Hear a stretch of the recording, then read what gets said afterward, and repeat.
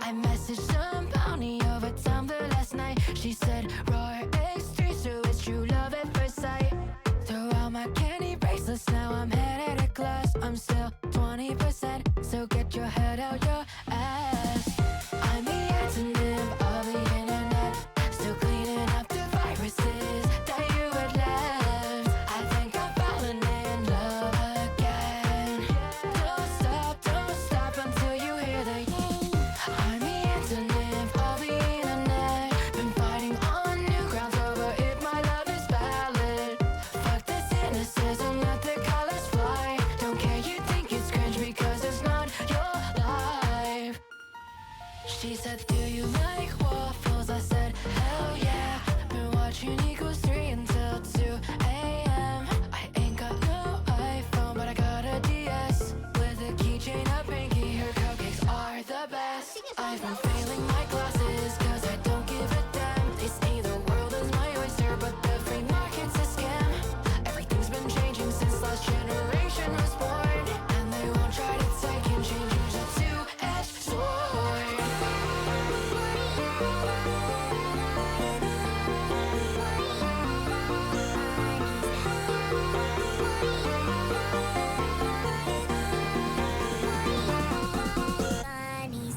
I'm the antonym of the internet, still cleaning up the viruses that you had left. I think I'm falling in love again. Don't stop until you I'm the antonym of the internet. Been fighting on new grounds over if my love is valid. Fuck the cynicism, let the colors fly. Don't care, you think it's cringe because it's not your life. It's never too late to fall in love with the world. Your past is not today, so set your stride with a twirl. Yeah, we've all made mistakes before, that's the fact of life. But once you restate your heart, you'll be just fine.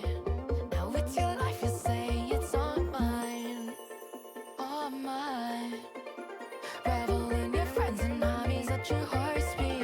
Wanna drift to say some shit, just block that internet freak. I'm the antonym of the internet, still cleaning up the viruses that you had left. I think I'm falling in love again.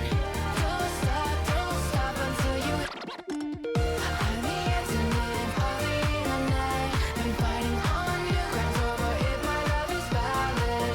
Fuck the cynicism, let the colors fly. Don't care, you think it's cringe because it's not your life.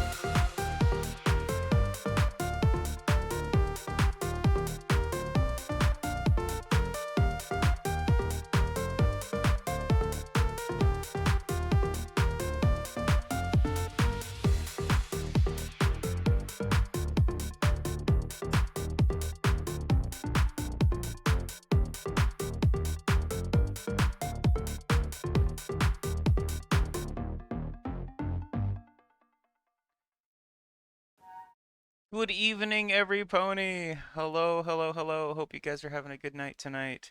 Um, I can't help anybody. Anytime I listen to Antonym, how can you help but feel just like freaking jazzed? It's such a good song. I'm not a dancer, and I'm sitting over here dancing in my chair. But hey, good to see you all. Hello, Starfire. Hello, Danny. Hello, Inkwell, and to all you other fine folks lurking in the chat. It's going to be an elite night tonight. The schedule has moved gaming nights to Mondays since it's generally the least populated evening. So we're going to play some elite and go out and explore some stars and try to get more names on things than Inkwell does. Yes, that's right. I have an evil plan. But in that case, let me see here. I'm about ready to fire things up. The game is running. Let me say hello. That's right. You have been personally targeted this stream, Inkwell. You are directly in my crosshairs. I'm going to fire up, jump into stream chat here, and there's nobody there, so it's just me. And then let me get the music going here. Let's see here. Drop it down to 5%, as is tradition. Hit ye old shuffle play. All right, let's do this. So for now, it looks like it's just me. So it looks like we get to go wander around space and, you know, do elite things. Right now, I'm just sort of like, you know, we're generally cataloging this area of space. But my goal is to find us a nice place to put the element permanently. This is her semi-permanent location, but I want to stick her on a Earth-like somewhere, hopefully. Somewhere not too far away from where we are. There should be one out here somewhere. I like Earth-likes, and at this point it's a race. If you can find the Earth-like before I do, Inkwell, then you get your name on it, and that'll be where the element stays for a long time. A lot of people will probably see your name because whenever the carriers have a tendency to stay in a single place like ours is, they eventually get people traveling out to them and looking for help. So you'll see more than a few people will see your name on that system if you get it before I do. I'm also gonna swap over to a different ship tonight because I want to use my really swanky Phantom Explorer, or my Crate Phantom. Put your hands up to the sky, oh whoa, oh whoa. You didn't know that you fell, oh whoa, oh whoa. Now that you're under a spell. So hope you guys are having a good night tonight. I know I'm having a good day. Woke up very late, which means I slept like a freaking rock last night. Had a good time with a friend.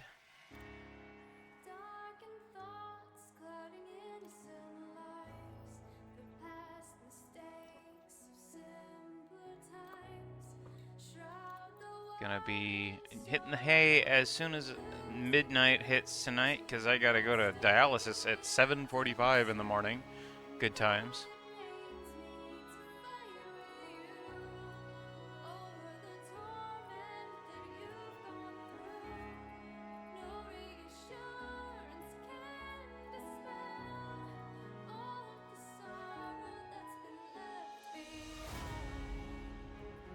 Ooh, this is cool. I forgot. I don't recall putting this one on the playlist. Aurelia on the Wings of Moonlight. Oh, I remember. That must have been a request from Danny. Or maybe it was somebody else, but I don't remember. But it's good. I like it.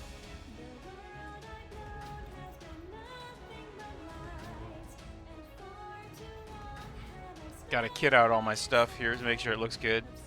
It's important. Because of reasons.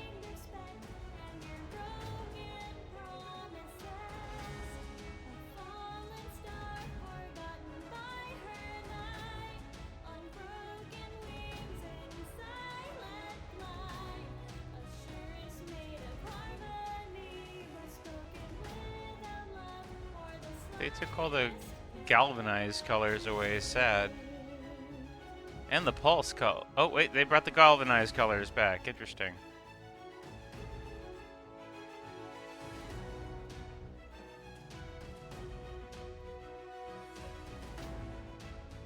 You made the mistake of picking a power wash simulator. Hey, that's not a mistake. If you're having fun, then what the heck, right? Ain't gonna fault you for enjoying yourself in a game. How dare you have fun?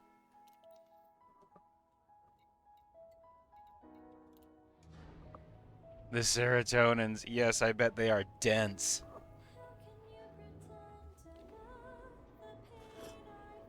There is something about just finishing something that's just lovely, isn't it? we power washed things out here relatively recently, but you can see that the list of systems that I've been working with has been growing.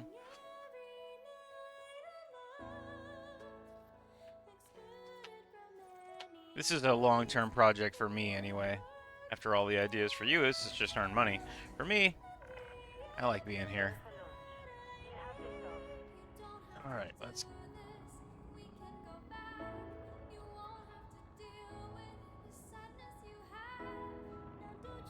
You're on the last level of the campaign, but you should also go. No, you know what? The minute it feels like you should do something is the minute you need to stop doing it for a little while.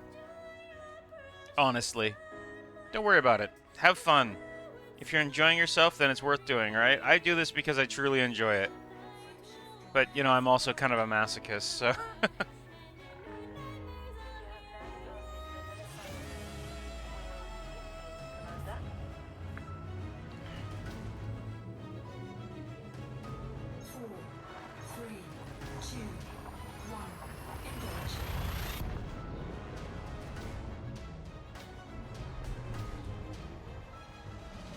I will say, though, I have made a boatload of credits while being out here. I've made back everything that we were planning on spending on the trip out. You know, everything that I spent looking for stuff out here, and I've already made it back. So I am feeling pretty good about that. At this point, it's pure profit for me. What I want to do is get enough in the bank account so that I can fill up the tritium hold again, and then we can deploy to a different region of the system if we want to. Who knows?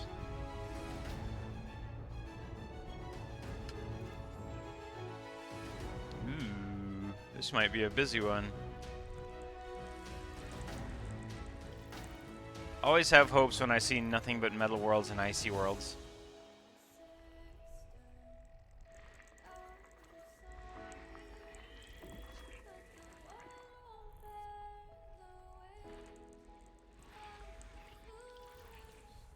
Probably gonna at least be a couple of terraformers in here, which will be good for the exploration rank.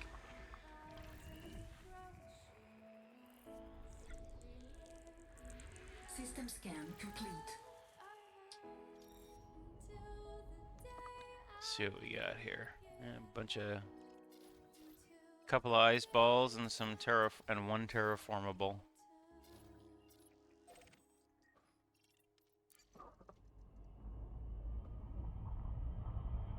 I should probably change the title so that it's Elite Dangerous Exploration, right?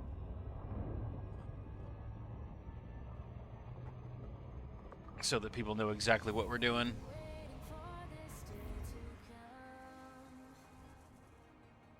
There we go. Easy upgrade.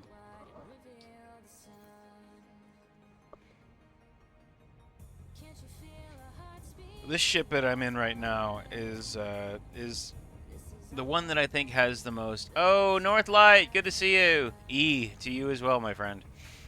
This is my favorite of my exploration ships. The Asp Explorer Princess Luna was the one I spent the most time in. But this one is my Twilight Sparkle.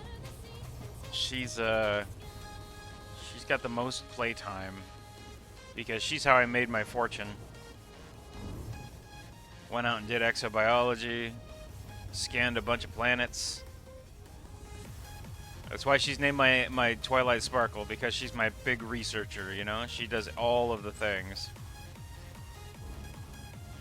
She got everything you could ever want in an exploration ship. Love her.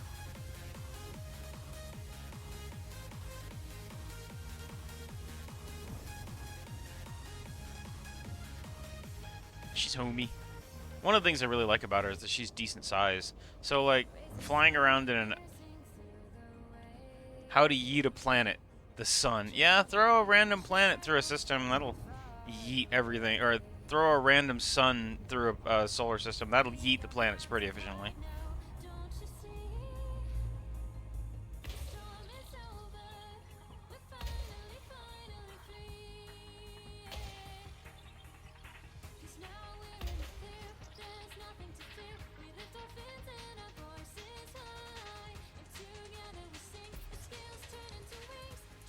Out of the sea and take to the sky. Surface scan by 50%. Surface scan complete. Alright, nothing more to map here. Let's go find somewhere else to go poke around. Discord's dream mass chaos. I think that, yeah, if he had all the power in the world, you know, being able to just yoink shit out of orbit and stuff, he would probably really seriously fuck up the galaxy. Ooh, let's go to this yellow-orange star. This could be a small one. If anybody's curious, I bet you didn't know that that our star is technically considered classified as a yellow dwarf. It's not that big. You know, it's huge as far as everything else in our solar system, but Sol is pretty small as far as main sequence stars go.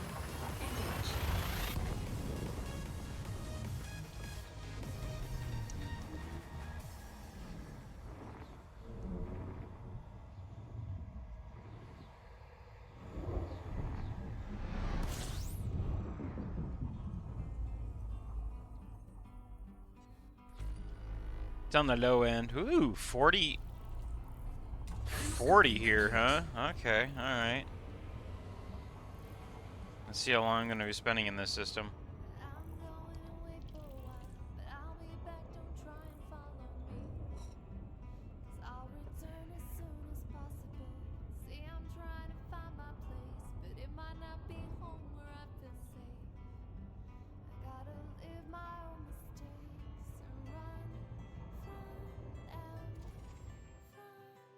Alright, anything useful? No direction. Bunch of asteroid clusters and a couple of water bottles. Yes, water bottle planets. That's what we're looking for here. Water bottle planets. Just what I needed. Yeah. Jiminy fucking Christmas. Hi, Danny. Hello. I've been running over. Holy shit, man. Sorry. No Look at worries. this only.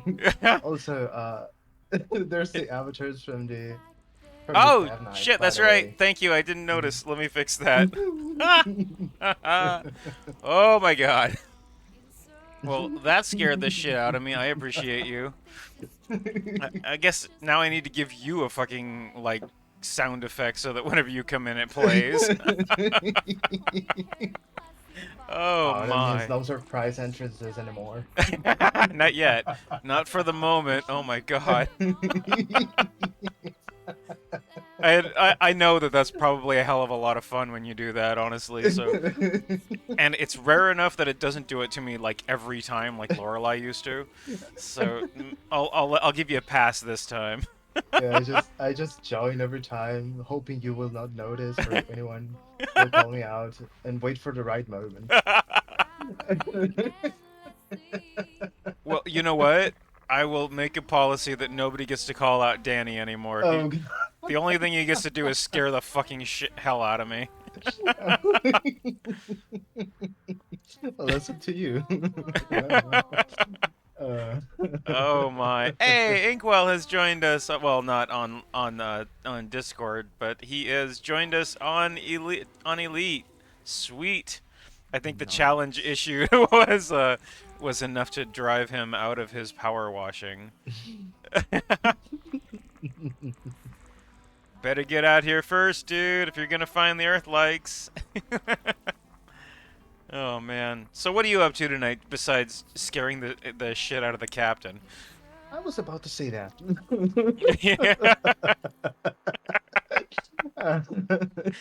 Oh my. Doing good, working on stuff. So yes, I guess I just wanted to join and chill. That is perfectly fine. I am happy with that. Work on whatever you want. This can be a co-working stream.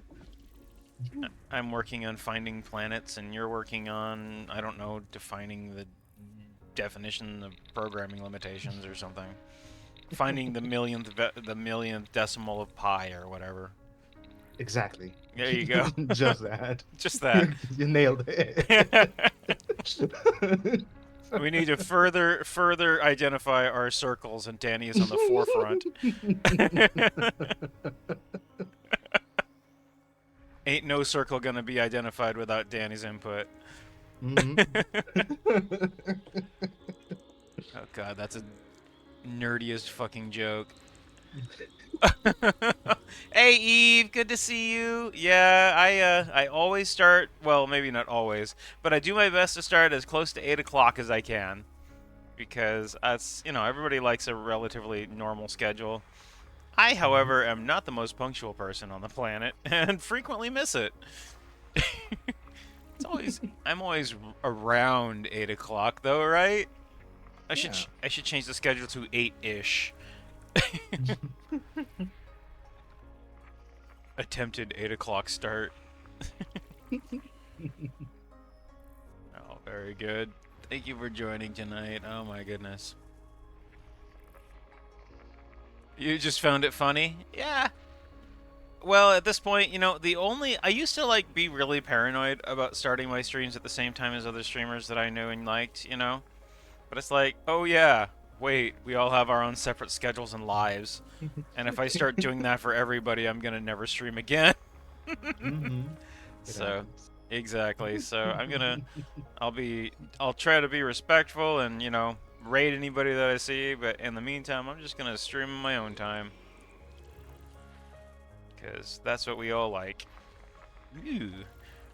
I just noticed that I've been seeing more songs that you recommended pop up on my playlist lately, Oh, great. Danny. Yeah, it's been quite nice. Earlier tonight, there was one just a few minutes ago, actually, that I was like, oh, this is one of Danny's requests. Wait, I missed a couple. Nice. Yeah, I was happy with it. Where did you go, you stupid piece of planet? There you are. Yeah, every single day. Well, it's been a few days.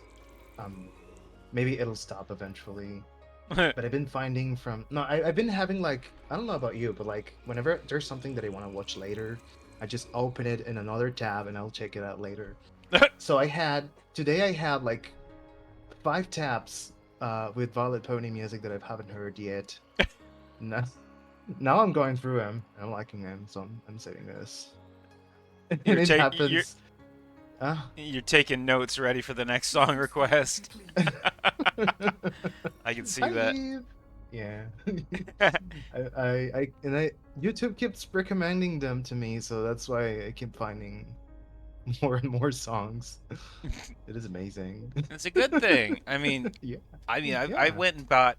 What I did with Violet was I went and bought her entire discography at one Mhm. point, and it was I don't remember how much it was, but I think it was on one of those Bandcamp Fridays or something, so it was 30% off of everything. So I was Ooh. like, okay, might as well just go grab it. And then I didn't realize how the chick is a freaking machine, and it's just constantly Yes. pumping out music. Yeah, it is amazing the amount of It is music that is out there. Yeah. it is fucking insane how much music there is out there at this point from Violet Pony. It's like Mhm. it's her living or something. I guess. That would make sense. She does it for a living. How crazy is that? Well, good for us. I mean, right? We get to see all sorts of crazy new music. Hell yeah. Oh, you're getting noms, Eve? What you nomming? Oh man. And I find a system with 6 bacterial signals or 6 signals in it, and of course none of it's valuable. Awesome. Ah. Yeah. It looks like there might be one that has some value to it. Let's see here. A2A. B, C, C, A1. How is this the A1? This is the furthest star from the center. Oh, yeah, there it is. I only wish that Koa was putting out music like this. Or Nami. Or Nami, right? Well, Nami, but see, Violet does a lot of work with Nami. In fact, that's the primary source of Nami music is when she's featured in True. Violet Pony's music. So I'm okay with that part. Yeah, that I've seen. Yeah, I'm not about to pressure that one. It's cool, carry on. Keep it up. Yes. I'm not gonna pressure her, but you know, in my heart, I want to go, Koa, come on, come on, come on, come on. But you know, all you have to do is wait for the next Ponies at Dawn album, and you know she's gonna be on like 7 songs or 8 songs. I think with frickin' Ignite, she was on 20 different songs. It was, or at least, Okay. yeah, she had like 20 different credits on Ignite, and I was like, holy shit. That is some very, very emphatic music production capabilities. Mhm. But, you know, at the same time, you know, I'm not going to pressure because they be human. I know how humans do. Sometimes we need a break. Yep. And creativity only works when it wants to. The annoying bastard it is. This is a purple-ass planet, or is it just me? This planet is really fucking purple. Oh, true. Kinda dig it. Surface scan by 50%. Alright, well I wonder, okay, so it's just a big flat ice ball. That's it. Alright, let's go poke the ice ball and hope that it has some frickin' has some bacteria on it. It looks like a gumball. It really does. It looks like something you'd stick in your mouth and taste like purple. I'd say grape, but you know, grape is really sort of subjective. It's supposed to taste like grape, but really it's not. It's never hasn't been grape for years. So it just tastes like purple. Sing with blue. Yep. Blue is what? Blue raspberry? The fuck is blue raspberry? It tastes like blue. Oh, this place is funky looking. I like it sometimes we're landing on these random ass planets. Look, it's got canyons, Danny. Ooh. That means that I need to bring down a speedrunning craft and try to like run through these canyons at a high speed. They call it canyon running, and apparently it's a lot of fun. I want to see that. I would. I think I would probably like blast myself into a wall, though. I'm pretty bad at it. With this fear revives, it's a sound I'll never know. Oh, these are less canyons and more divots. Lame. It's kind of. I like how like shiny it is, though. It's a very wet world. You ate watermelon. Okay, can somebody tell me what the appeal is of watermelon? I've never eaten it. I've never liked it. I had it once as a kid, and it was disgusting. Landing gear deployed. What a shame. Is it? It's Do you? very. It is very tasty. It's very sweet. Yeah. Also juicy. Mm-hmm. I know. Well, I mean, they're called watermelons for a reason, right? Yeah, true. I don't know. I really like the flavor. It's been a while since I've had watermelon. I guess again. So. It's like a for here in the United States. It's like a tradition for summer. You know, summer shows up, and what do? Everybody gets fucking watermelons. Go to the store and grab them. They're usually cheap and freaking huge. Awesome. And every once in a while, you'll get somebody who will freeze them, and then they'll serve them like popsicles. Ooh. Oh, what I really love is the juice. The Which juice. We make, yes, watermelon juice. Love Is- that. That sounds relatively tasty. I think I would try watermelon juice.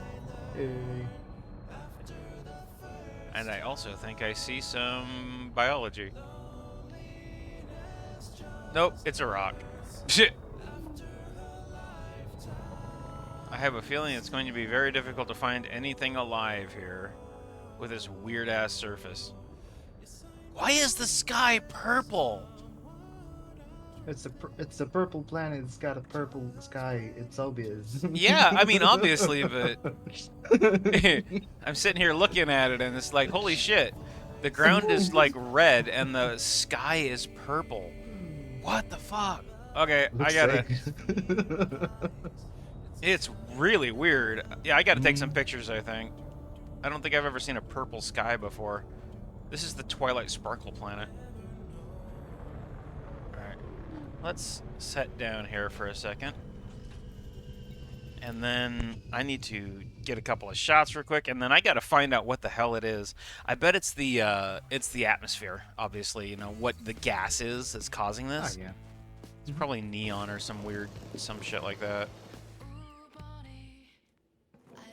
One of the reasons I like this ship, it's flat. You can just run around on the top of it. It's just cool looking.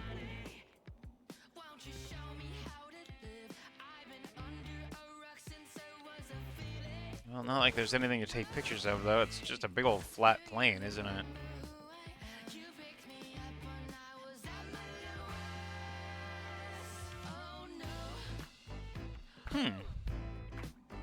I smell soap? The fuck do I smell soap for? Weird.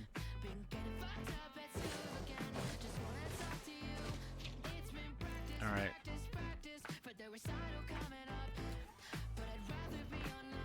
Alright, let's see what the fuck is going on with this planet. Well, I guess it's a moon, technically. Ice world. An oxygen atmosphere? 100% oxygen. No other gases. Huh. I suppose if you consider that, you know, that... So, let me think here. We're going to have to think light color theory is what's causing this. So, are you familiar with how hues work versus pigments? Not that much. Okay. So, for those non-artistically inclined people in the world, pigments are things that are made with physical... It's exceedingly rare. Exactly, right? Inkwell? It's very interesting. Pigments are physical colors that are caused by materials. And it's usually, you know, it's usually opaque or... and it's what you paint with. Pigments are stuff that you'll see in leaves, stuff that you'd see in your hand, anything that's on a particular physical object that has any kind of color bearing is pigment. Whereas hue is distinct because it's meant to be the color of light. So light is in different colors based on a couple of factors. The most important part being temperature, as in the temperature of the burning subject, like from the source, like our sun, for example. It's a yellow-white star that mostly projects white light, which is why everything looks the way it looks on our planet. Whereas in this case, this planet is a yellow-orange star, so it's projecting yellowish-orange light. And since oxygen, when it scatters light, it appears blue, which is why our sky is blue, then this would have a blue atmosphere in a white light solar system. But since this is an orange light, yellow and blue orange and blue mixed together are presumably purple. So, yeah, there you go. That's right, Inkwell. So we got a really freaking weirdo planet. Neat. Cool. Yeah.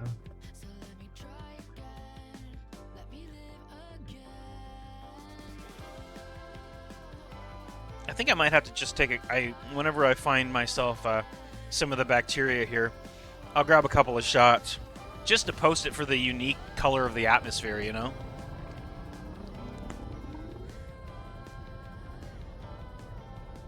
Well, it has some resources. It has a lot of stuff on it. It's got a decent bacterium on it that I gotta find. That's why I landed. It's got bacterium and formum, which is one of the more valuable bacterias. It's worth 7 million per, so you know it's worth finding. But supposedly it's all over the planet, but as you can see, it's going to be a bit of a pain to find.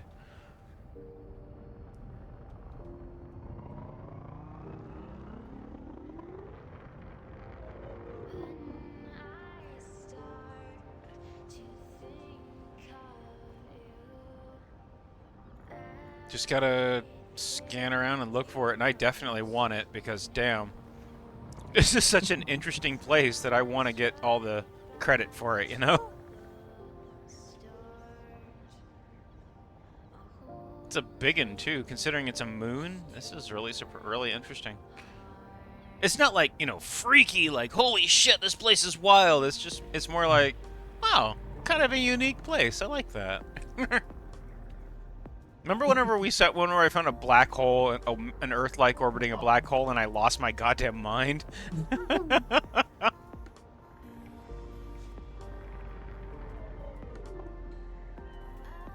There are a few resources here. If I was out hunting resources for, like, ship rebuild, or for, like, repair modules, or synthesizing,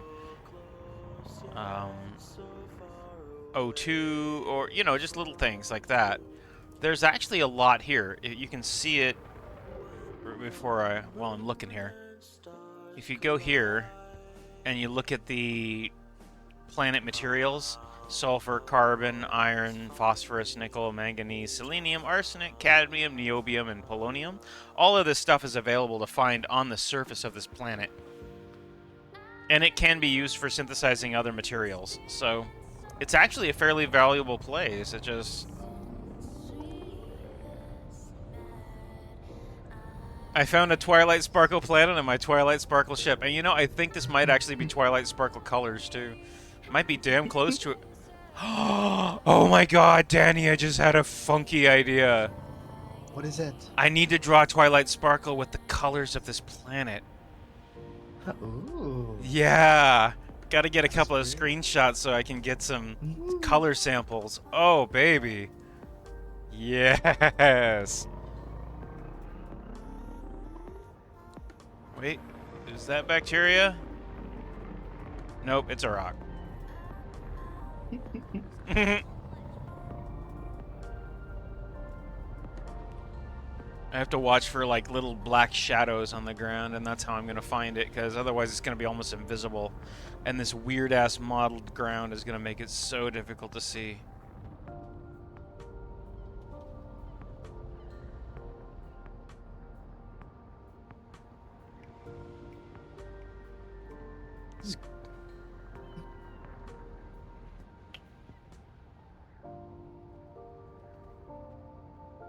They're going to be in the mid-ground whenever they show up, which there should be. There's some. Nope, that's a rock. God damn. I'm going to be on this planet forever just looking for bacteria.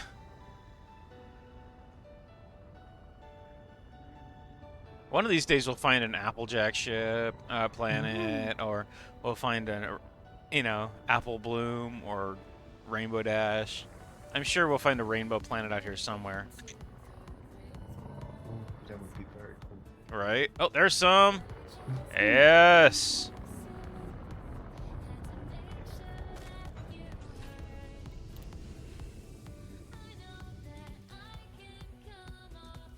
Come to... Wait, do I say mama or daddy? Crap. There it is. Character is female. Pilot is female. Owner is male. Confusion.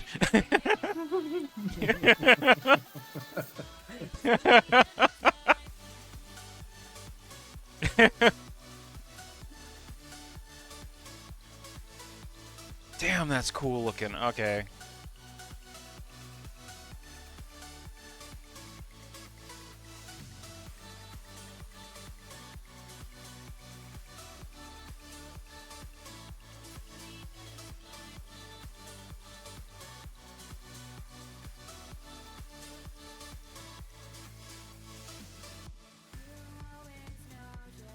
Look at that color. It's just so wild. Oh, wrong fucking button. Awesome. That grading looks beautiful. It really is. It's just interesting.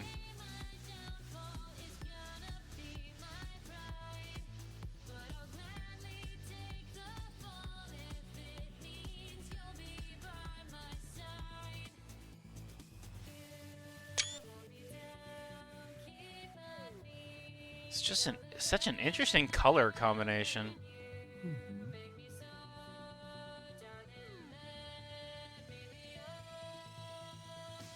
And as we all saw with the, oh, okay, that's more of an ass shot than it is an awesome space shot. Nice butt, Captain.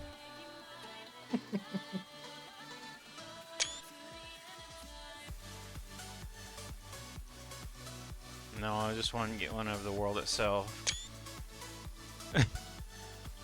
Moonrise indeed.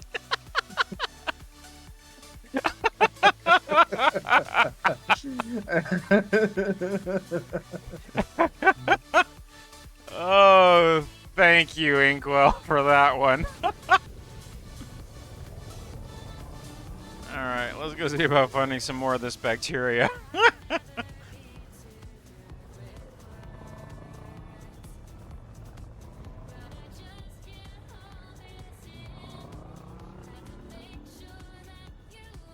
Kind of miss the like droning prop sound of my other big ass. Thought I saw some just suddenly. The other one, it sounds like it sounds like something out of a World War II bomber movie, you know?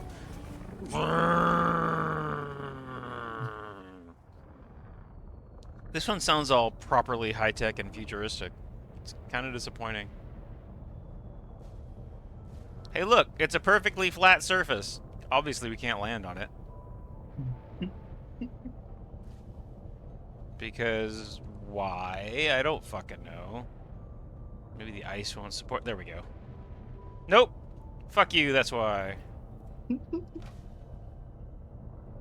Okay. Now I'm here, and it won't frickin' settle. Shit, Jiminy. Alright, fine, be that way. Jiminy Christmas, you piece of metal. Finally. Okay, maybe this is why I don't... Oh, you want me to add Luna? Oh, I do. Shit. Hold on, give me a second. I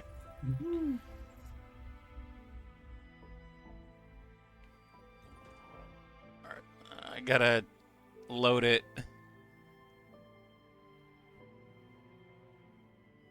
I haven't even started it yet. Might take me a second to configure it. Give me a minute. You want Luna? You want me to throw? You want me to shove Luna onto the moon, don't you? You're heartless. I just want you to know that you're absolutely heartless, Starfire.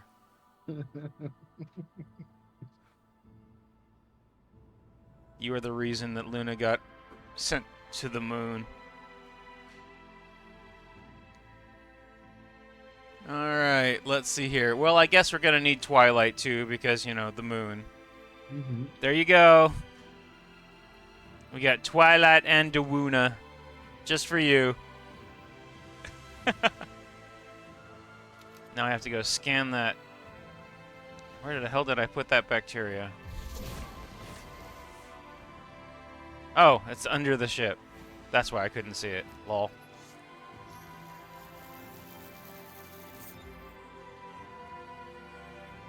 My Twilight Sparkle's a big girl.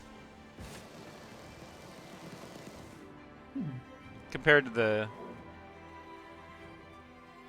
There she is. Twilight Sparkle. I wonder what her call sign is. Is it Sparkle? 42 TWI. Lol. You sent Luna to the moon. Not just to the moon, to an ice moon. At least our moon is really a little bit more, like, mild. You know, it's rock. This is an ice moon, so it's cold as shit here. Luna gonna freeze. Poor Luna. For the record, I did not look at your ass, Captain. Why not? It's a good ass. I'm looking at my ass. I mean, that might be narcissism, but, you know. I can find myself sexy. It's not a sin. Oh, wait, it is absolutely a sin. It's one of the worst sins. Holy shit. Never mind. Don't listen to me. I'm a terrible spiritual leader.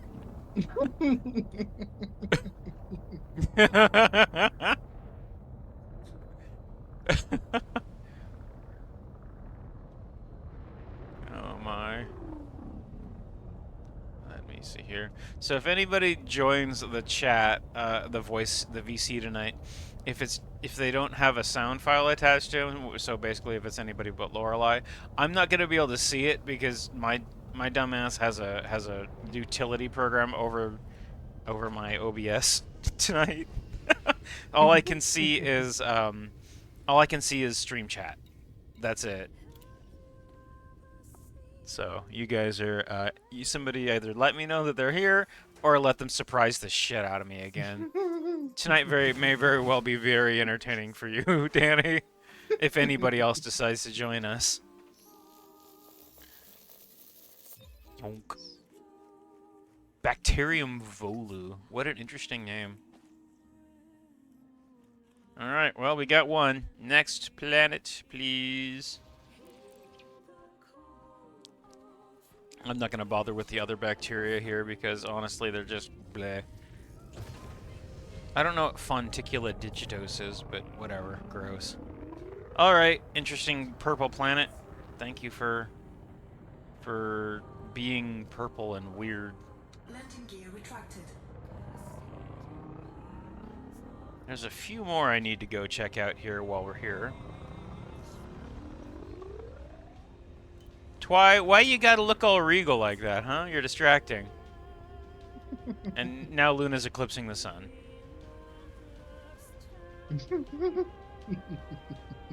Stay in one place, horse. Okay, fine. She doesn't want to eclipse the sun anymore. Wait, wrong program. Frame shift drive charging. 4, 3, 2, The one time I'm like, get in my way.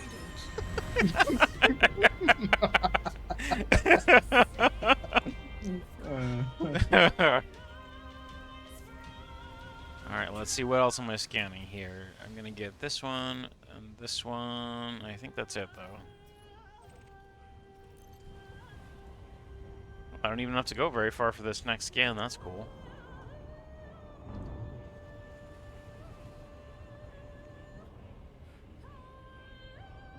Now she's gonna walk in the way and I'm gonna be like, get out of the way, horse!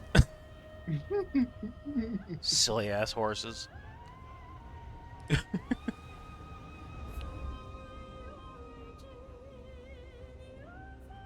gotta say, it's actually kind of comforting to have these two on the screen. You know, whenever it gets to be like 50 ponies, it's a goddamn problem. But when it's just the two of them, it's actually quite nice. It's like, yeah, my two favorite ponies all in one place. All we need now is Fluttershy, and we can complete the trifecta. I feel bad if Fluttershy's stuck in space, though. I know, she's my co-pilot. It's like the My Tiny Pony, right? Oh yeah. They're just flying around the cockpit, making asses of themselves. Then, of course, I'll do something stupid and get my cockpit blown out, and everybody will get sucked out into the vacuum. Bye! It was fun. I just murdered the 3 of the main ponies.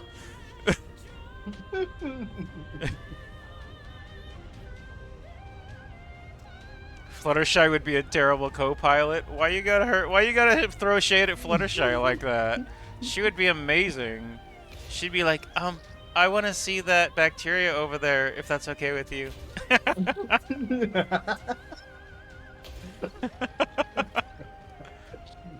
Fluttershy would be the perfect biology candidate. As in the leader, not to, like, run tests on her. Excuse me, Captain. Well, it's kind of a big BLAM! Meep! Oh, never mind.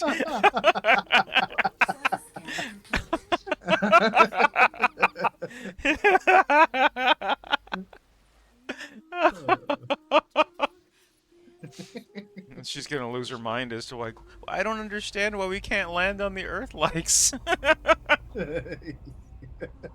There's gotta be all sorts of cuddly critters. That's right, and you aren't allowed to see them. Suffer!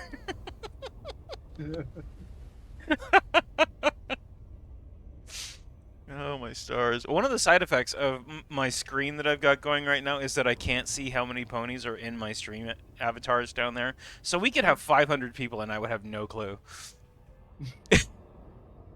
Not a single clue. Oh man. Is it bad that I want? Yeah, I think I'm gonna add Fluttershy. Mm. I'm my own worst enemy here. I want Fluttershy. Come here, Fluttershy. Redeem. No redeem. I don't.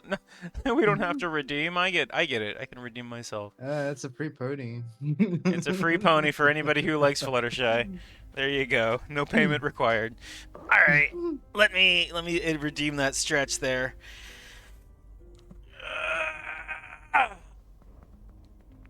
Oh, Jiminy Christmas! I should probably not have gone that far. Oh my.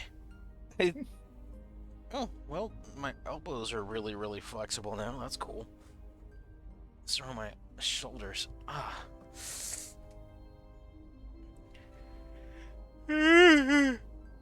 Ah.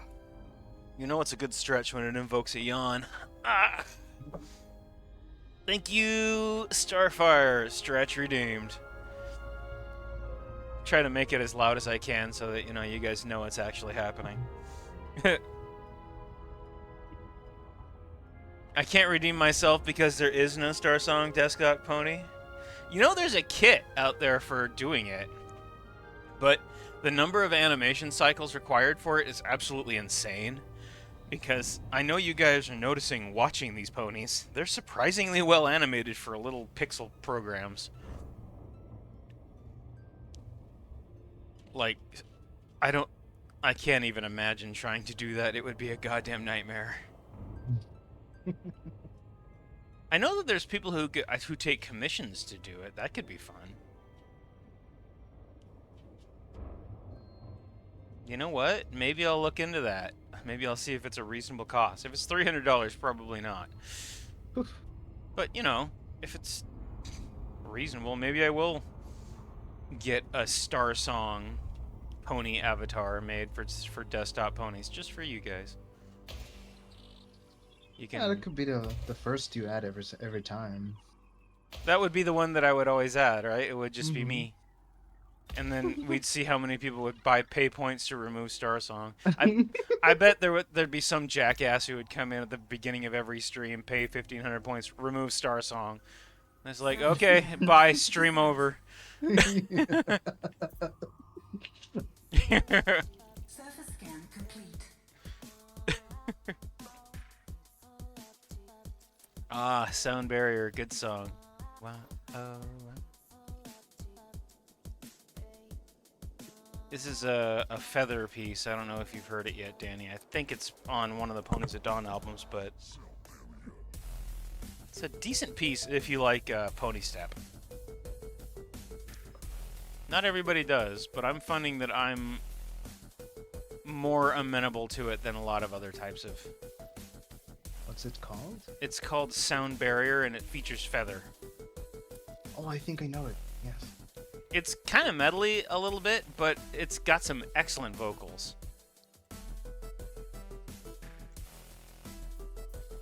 Maybe here's a blue-white. Whoop.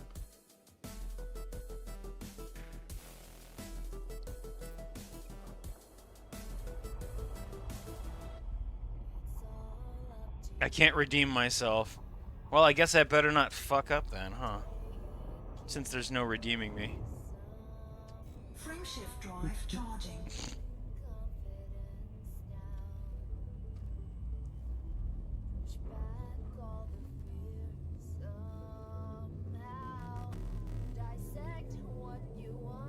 Four, three, two, I like Feather. I'd say Feather is probably my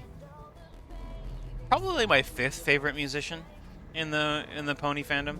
I mean, we all know that I've discussed how many times she's left us multiple times, so I don't need to go back into that, but I just love her voice. It's really good. fuel scooping. Fuel scooping complete. In order, I would say it would be Nami, Koa, Asignar, Violet, and Feather. Warning, temperature critical.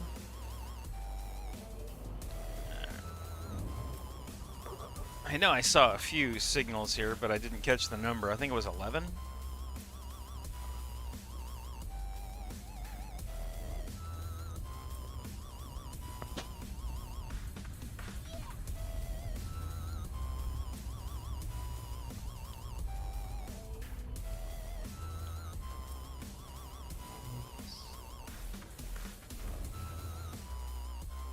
Ooh, bunch of rocky bodies and high metal content worlds. Nice. Might be a very valuable system, or it might be a big disappointment. Probably gonna be a disappointment. They usually are. But hey, maybe we'll end up spending the rest. Ooh. Well, that one's gonna be a. Never mind. Yeah, that was kind of a piece of shit, but whatever. Better than nothing.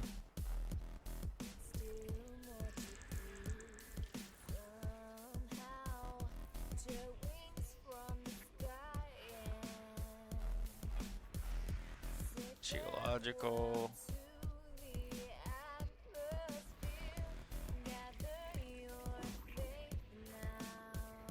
Couple of binary planets. That's fun.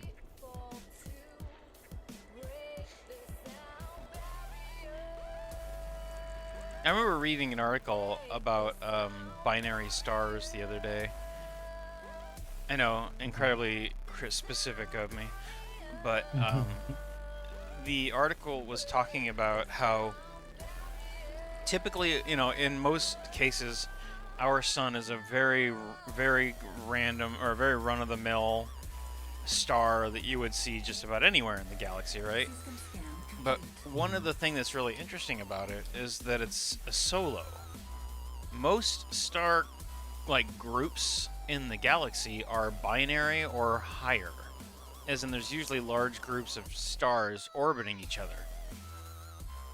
And the fact that ours is... Oh, wow, this random-ass metal content in the middle of nowhere? Okay.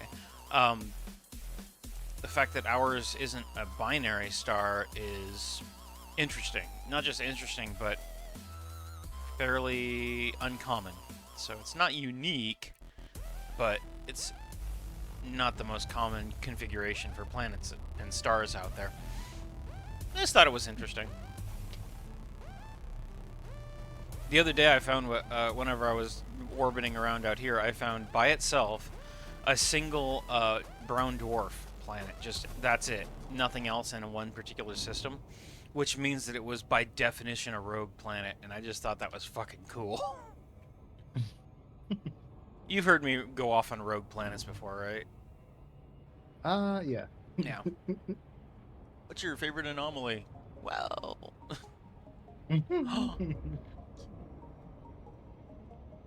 And I was just given sugar cookies. Thank you, Mother. Yay. Now that... they're really good.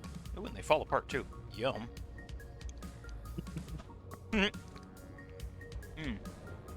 God, that woman knows how to make cookies.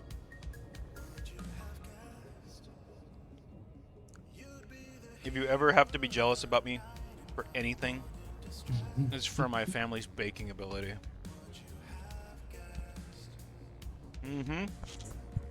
Yum.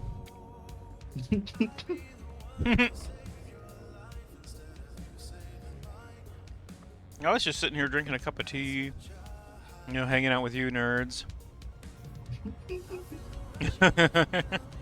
And then somebody brings me free cookies. Holy shit. Just made my night. Great night indeed. Yes, indeed. Where am I doing? My loop of shame is not very shameful. Oh, there it is. I'm gonna go and map this planet, and then I'm gonna go give my mom a giant hug. Because, lady deserves a giant hug for that. Hey, Manic, good to see you. We gonna have a raid here soon? I'm looking forward to it. Right. Oh, shit. Hi, Stacy. Hi. Hello. How are you? Better than my knees acting up. Your what now is acting up? My knee. Oh, who needs a knee? Knees are useless. All they do I need is... them to walk. I'm gonna rename them to leg benders. Gah! My leg benders! You know, just for proper trauma response. No, you just saying hi. That's all good, man. Like, I'm glad. Thank you for dropping by to say hi. I've gotten to the point where I almost always express a desire, like, I'm like, bleh, bleh, bleh. I have come to expect your raids at this point, but thank you for proving me wrong. It was nice to have a surprise. Blah. English is hard. Leave me alone. Who needs English? Who needs English? Well, not me, obviously. All right, so now that I've mapped this random ass terraformable in the middle of a planetary system, I'm gonna go give my mom a hug. I will be right back. 1 second, guys.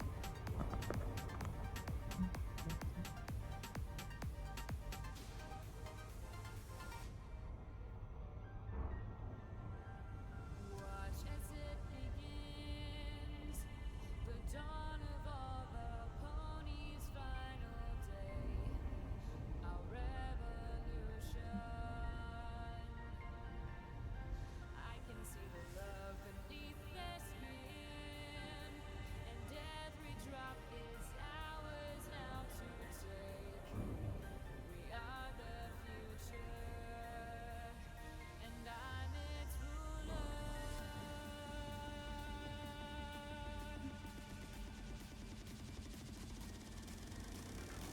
My changelings, the time has come. Take to the sky, take out the moon, block out the sun.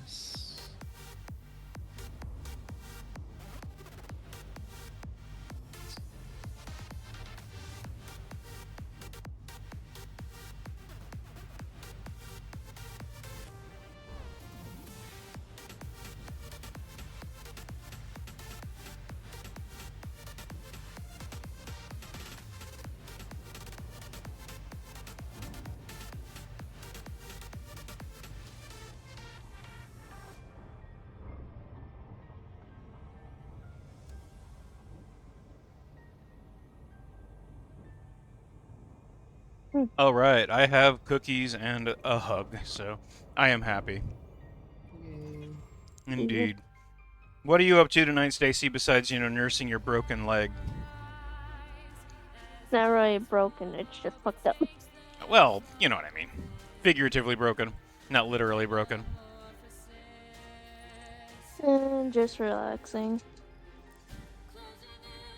Relaxing is good. I've been finding that, these elite streams have turned out to be relatively chill, and they're a good way to cool down, Sometimes the day can be wild and nice to just hang out with you guys and just chat while I'm exploring the space or whatever. I did finish the line art at the pony, though. Awesome. Just need to think of color palette. And now we're listening to Koa cackle like Queen Chrysalis.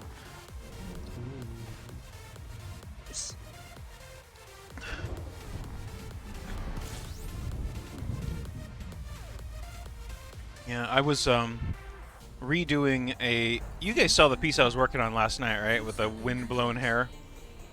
Yep. I'm excited to put socks on Star Song. I fought that one because I was like, do I want to do one that looks relatively lewd, or do I want to do one that looks a little bit more normal?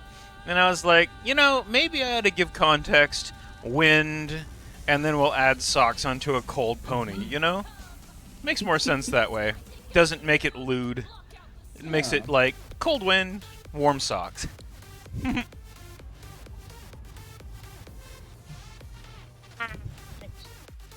Each time I'm like slightly trying to move my leg just goes like hit. Sure. No, I'm sorry. I'm reading what Inkle said. I'm not doubting your shifting of your biological function. I figured, but yeah, but I Whoa. don't like me. Wait, what? Oh, that's the orbit of this planet. I was like, holy shit, is that not like a weirdo spiral orbital? What the hell? I was really confused for a second. I thought this thing had like a really strange orbit. Ow. Ow, indeed. Well, I hope it feels better. You know, you could probably take some acetaminophen for it or something. I do, but at the same time, if I do, then I'm just gonna end up knocking my ass out. Whoa, what kind of acetaminophen are you taking? It's just whenever I do, I end up getting like comfortable, and you know what happens when I do? You pass out, and then somebody has to disconnect you from this from voice chat. Yep. Yeah. Which, you know, we do lovingly. We're like, oh, okay, well, at this point, if we give Lorelei a pass, we'll give you a pass. I actually find it kind of adorable whenever Lorelei falls asleep on stream.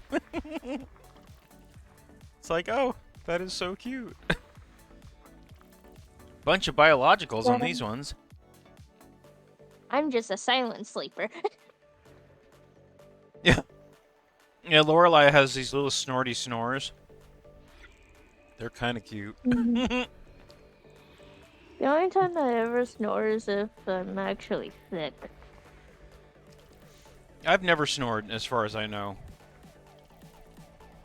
I sing. The only reason why I find out that I snore whenever I'm sick is because of my lovers. Oh, there you go. I was, I have done other things in my sleep, but unfortunately I can't mention them on stream. I can say that my ex used to say that they were, quote, not a bug, a feature. So I'll let you guys use your imaginations any further for that one. But in general, I've actually been known to have full conversations, and at one point I actually had like a full like singing part. Like I was actually singing a song while I was asleep, and it was like, what the fuck? Okay. I used to sleepwalk too. Whenever I was really stressed, it goes along with the other thing that I was talking about. That's not a humble brag. That is a potential for me getting into some serious trouble if somebody's not consenting. Yeah. I do not sleep in beds with other people unless they are like very well informed of my unfortunate capacity.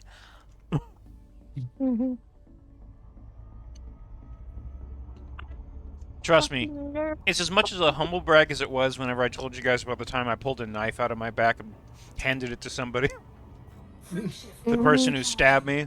No. Not a humble brag. Dumbass moment.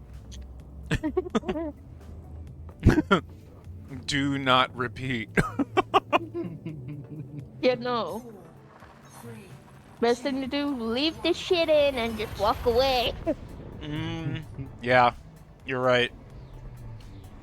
It was not badass, it was stupid as fuck. Potentially the stupidest thing I've ever done in my life. Is it badass? Yes, but it's also stupid. I have to heartily disagree with you guys.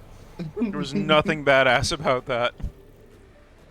I tell it as a cautionary tale, and they're like, well, that's kind of badass. And I'm like, no, fuck you. Fuck you. That almost got me killed. I'm not denying that it wasn't stupid. I'm just saying. Okay, badass dumb fuckery. How's that? Yes. That's what I mean. Badass dumb fuckery. Not looking at explosions is clearly unsafe, but it does make you look cool. You guys are incorrigible. Not either. You guys are fucking incorrigible. I'm never gonna win this fight.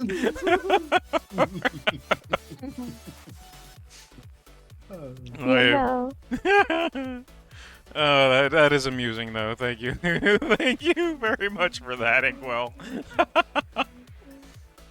I also just flipped off my knee because I like twinged for a second and it just goes like, hey, You just flipped off who? no, Who did you flip off?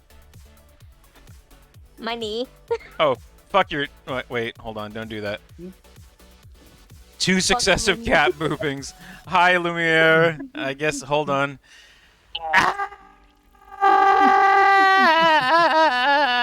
Okay, there you go. There's your scream. I think he does that just to make me scream at this point. I can't actually scream. I'd probably, you know, have the neighbors call the cops on me. Again. And that would not be ideal. No. Okay, that was a humble brag. That was definitely a humble brag. But, of course, nobody sees it as such, but, you know, fucking the other thing. Damn, you guys are crazy. Yeah. I'm dealing with acid reflux now. Fuck. Well, maybe you should not have, you know, had 3 pounds of pepperoni.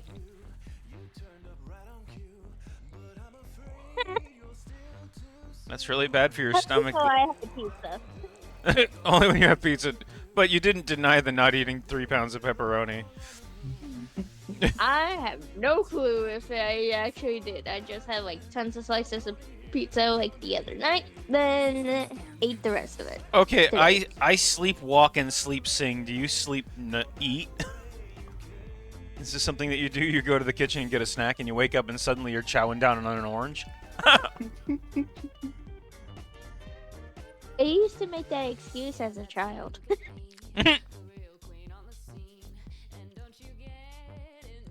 Chaos bird. Hey, how you doing, Shade? I send me. You sent me a meme? Alright, let's go see the meme. I'm looking for the meme. I see no meme. It's in the meme channel, dumbass. Touche. Always my right. I fuck up. Alright, let's see here. What is this, a JPEG for ants? Yes. Get better vision. Captain 2020 over there. The captain has fucked up eyes, okay? Leave me alone. I have to fucking squint to see this shit. When an eel bites your hand, then you bleed out and die. When an eel bites your thigh and you bleed out and die, that's amore. Put your hand in that crack and you won't get it back. That's amore. When the jaws open wide and there's more jaws inside, that's amore. That's a good one. When it swims on a reef and has 2 sets of teeth, that's amore. Okay, not bad. Not bad. As far as memes go, that's a solid B+. Bees get degrees. B's get degrees. Well, so do C's. And Inkwell found a... Congratulations for finding the, oh god, I can't remember the actual name of these guys, but they call those, labiata for a reason. It's a particular... concha. It's a concha labiata. I'm sure you can figure out why they call it labiata when you look at the picture.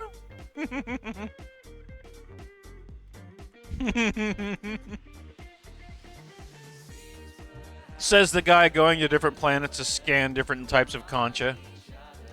Naughty Inkwell. Naughty, naughty Inkwell.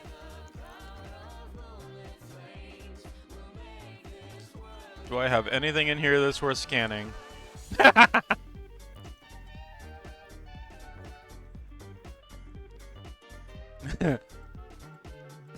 Yeah, hope you're getting... Yeah. But one thing I find out each time is that basically whatever triggers my acid reflux has to deal with onions. Oh, that sucks. Onions are awesome. Yeah, but having too much causes an acid reflux sometimes for me. Out here, we have our Walla Walla onions.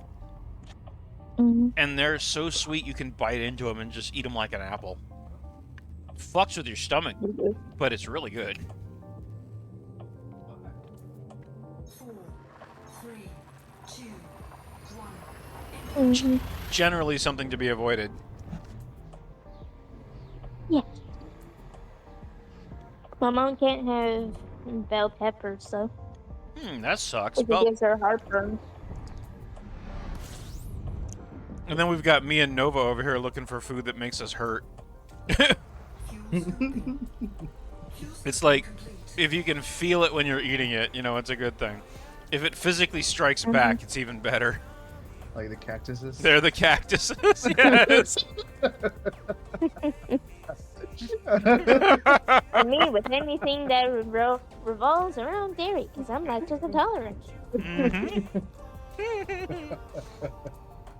Fucking evil ass cactuses, man. There's some hot cactuses too. It was like 2,500 degrees Kelvin on those planets. How the fuck are those things still alive? Hot, spiky cactuses with zombie funguses. Evil. Evil cactus with zombie fungus. Gotta remember the evil part. That's imperative. I'm glad they don't make us scan down every single aspect of asteroids. They only have to do it once. We'll do our part of Poop to heart. I think Shade is whispering to himself. Shade. It's me. Oh, okay. Got some music. Oh, no worries, no worries. Carry on. Shade's gone. Oh, Shade left us? Damn it. Yeah. Yeah. Hey, Ruby!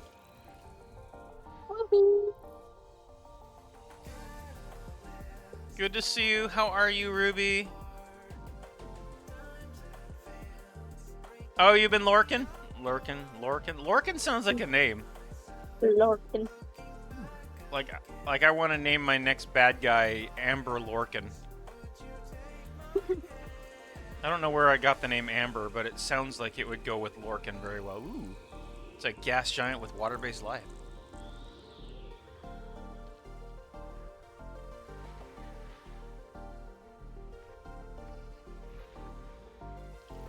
I know, I'm just like not laying back down until my acid reflex decides to fuck off.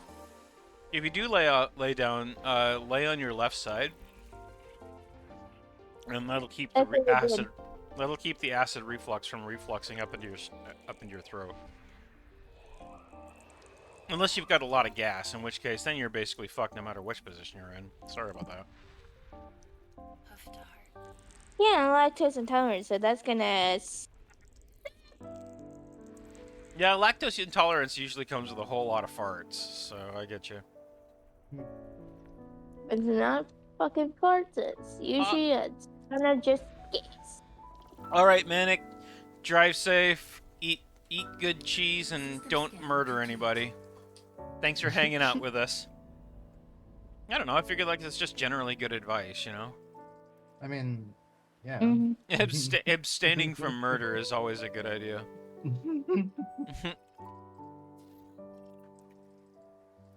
Finding a bunch of ringed planets, but metallic, rocky. Oh, Inkwell, one of the things I want you to look for while you're out, if you find a place with, but not always, generally, yes, okay. If while you're out, I want you to have a look for, gas giants with ice rings. If if you find yourself in a system with a bunch of them, or one or two, give the rings a scan, and if you find tritium, let me know which system that was, because I need to find a place to put the elements so that we can get some fuel. The ideal system to put the element into for long-term deployment is a system with Earth-likes and icy ringed gas giants that have tritium reserves, Frameshift drive but charging. that is like the snow. That's like, I don't know how. That's like the most Goldilocks of planets. It's like, no, it's like a unicorn as far as planet goes, as in vanishingly rare. So 2, 1. Engage. that's the kind of system I've been looking for to set up a permanent house for, at this point, like 3 years. trying to find something like that out here, and I've been exploring for 10 years. Nothing. So if you do see something, let me know so that we can pop it down there. Oh look, there's a whole 1 star in this system. Example with this crew, but you understand my metaphor. Yeah, human unicorns, not pony unicorns. Wait, fuck. What? Human? Human unicorns? Human mythology unicorns. Give me a second. Yeah, I know that one was a fuck up. My bad. Human mythology style of unicorn, not like pony unicorns. My bad. Those human unicorns. Gotta Oh, watch fuck. out. I guess that would just be a fucking furry at this point, wouldn't it?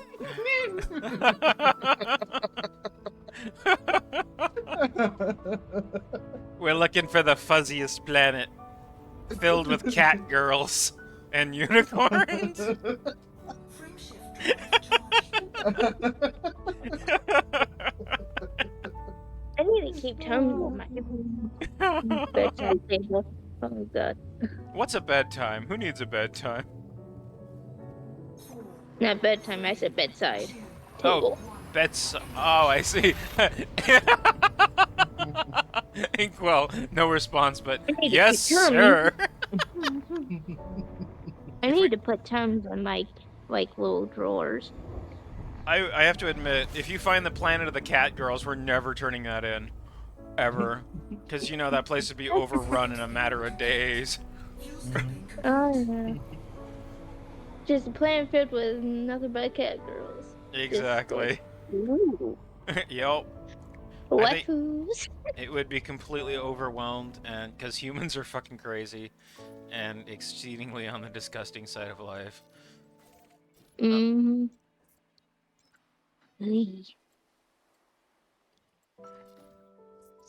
Oh, that's the planet I'm in. Okay, never mind. I'm only finding single star systems. Is this kind of like jump into a place and it's fucking empty? How does that work? Like, here's a big old ball of gas and nothing else. Lame. Shift drive charging. God. Bad jokes. They're all bad jokes. I'm surprised Ruby hasn't bonked my ass yet. 3, 2, 1. Engage. Mostly having to be careful what I eat too. As a matter of fact, though, I'd rather not have gallbladder issues like my mother did. Wait, you don't have a gallbladder? I do. I'm saying I'd rather not have gallbladder issues like my mama did. Yes, that's a good idea. Gallbladder issues are generally to be avoided. Fuel scooping complete. System Yeah. scan complete. What is see? Trinary star system. Lame, lame, lame. Were you guys here? Have you been in a system whenever I jumped in and it was like, turns out there was like 4 binaries really close together and I jumped right in between them and I went, oh fuck! Freaks the hell out of me. It's like it always, almost every Maybe. single time you get into a star system, it's usually just these quiet, you know, there's 1 star and then there's 3 more orbiting 10,000 light seconds away or whatever. Every once in a while you'll get into a system where there's like a whole bunch of them all grouped up right next to each other, Frameshift and drive it charging. gets hairy. For example, this is one that I found the other night, and I jumped in between these two. Nice. That was hot. That was very, very hot. 2, 1. Engage. You got stuck between 2 stars again. Yep, exactly. Whip, this is fine. Just all of a sudden, jump down, all of a sudden, just see that, and you just go like, ah, fuck! Yeah, pretty much. It's like everything is fine until it's not. Fuel scooping complete. It's just what it. Oh wow, fucking empty ass systems. Okay, well at least I'm getting things knocked out close to the element here. I decided to go up because I very rarely go up. Ooh, let's go see this brown dwarf. What is that? Might be interesting. Probably very cold and dull, but you know, they usually are. Frameshift drive charging. I really want to find an Earth-like around a brown dwarf. I don't think it's technically possible, but I hope there's one out there somewhere. There's gotta be one at least somewhere. There might be. I mean, I found a T-Tauri star that was so big, so fast, it was rotating faster than a neutron star, which is really, really fucking fast, by the way. Mm-hmm. Ooh. It's one of these kind of brown dwarfs, so I like that. 23 bodies. Okay. This is probably... I like how Fluttershy is just like sitting down there and sleeping. She's been down there for a while. Just sitting on... Luna said sleep. She's like, wake me up whenever there's critters. Yep. If there's any critters for me to see, I'll take a look at them then. I And appreciate... she always ends up sleeping like right by the console. I like it when she goes into Crystal Pony mode. It's cute. Couple of gas giants, and I'm guessing these are going to be ice giants. Ooh, it's pink. Oh. Heartburn went away, thank. Yay! I'm happy for your heart and your stomach. I was just in there suffering because my Tums are currently in my parents' room. Because my dad needed Tums. Somebody asked me the other day what my limit was with Star Song. And I was like, you know, what I would ever draw her doing. And I think that undead drawing that Sassy did for us was, for me, was probably about as far as I'm ever willing to go. I think that breaches the barriers. Dude. Still gives me nightmares. I feel like drawing Star Song with mild nausea would be abusive.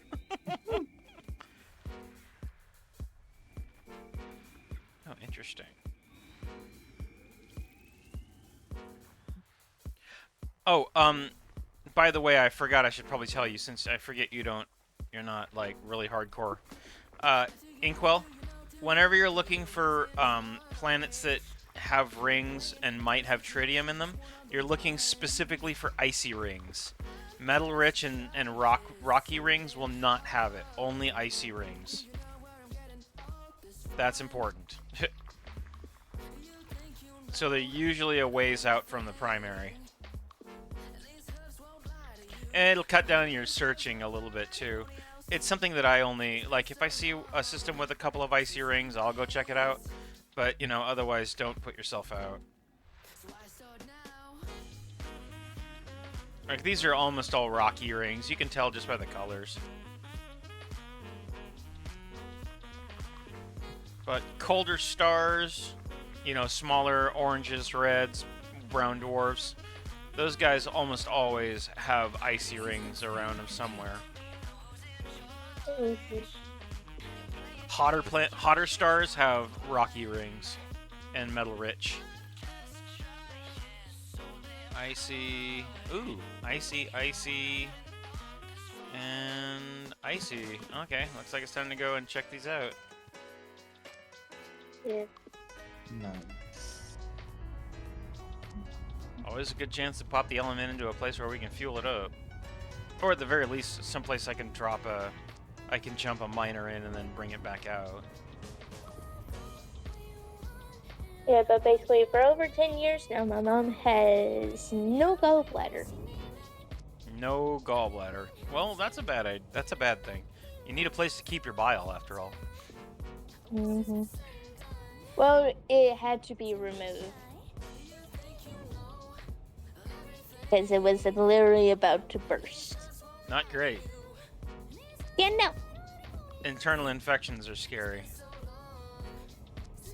My arm is looking a lot prettier, by the way. The blood is getting eaten up, and it doesn't look near as patchwork as it did. So I'm healing from the what do you call it? The infiltrations rather nicely.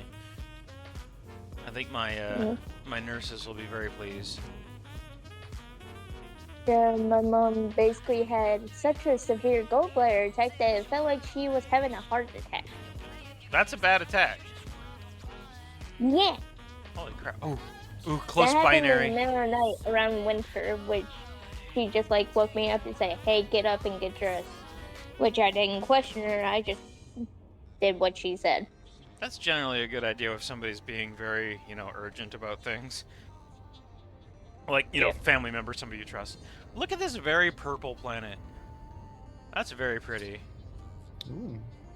But even my mom was surprised. I just didn't question anything. I just did as I was told.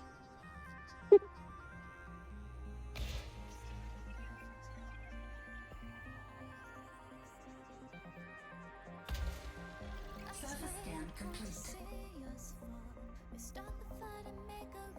There's a little funny gag that we always mention each time with whenever that happened is the fact of basically the ambulance ended up going into a ditch.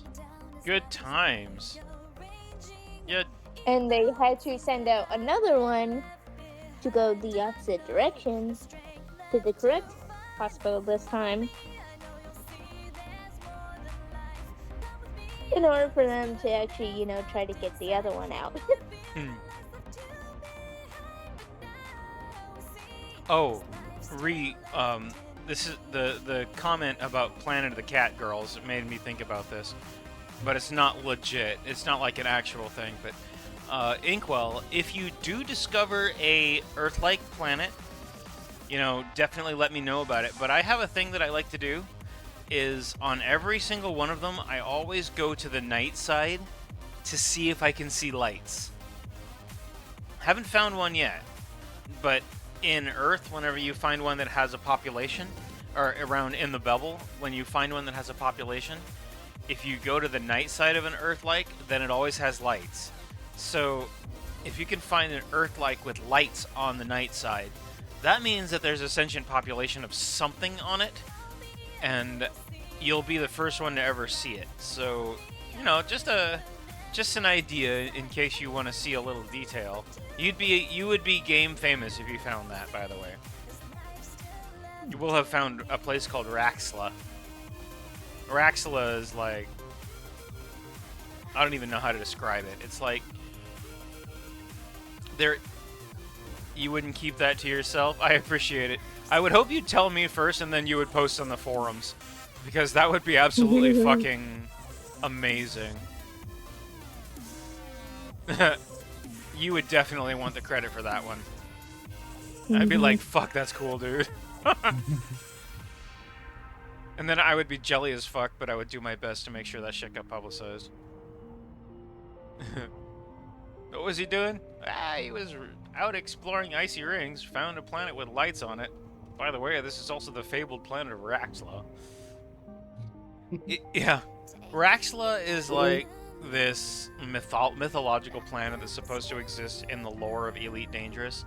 Nobody knows where it is. The only thing we know is that the developers have confirmed it is, quote, in the game. But, nobody's been able to find it. It is in a system out there somewhere. But, given the number of systems that are in the galaxy, the chance of some random commander coming across it are vanishingly small. So, but, never know. So I figured I'd let you know, and we could keep an eye out together. Let's see, what do we got here? Literally nothing. There's nothing for us to mine here. No hotspots whatsoever? Come on, man.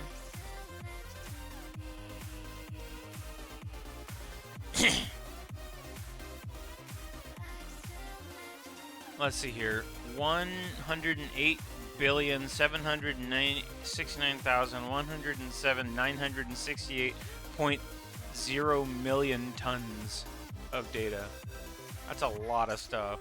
Alright, well this system is boring. Doesn't have anything in it, so off we go.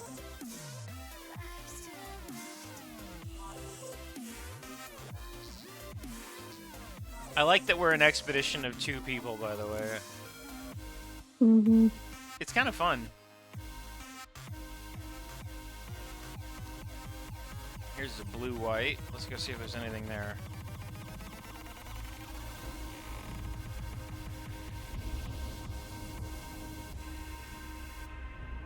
Did you guys know it's already almost 10 o'clock? 9:40. Holy shit. Time sure flies when I'm hanging out with you guys, you know that? Frame shift drive Sure charging. does.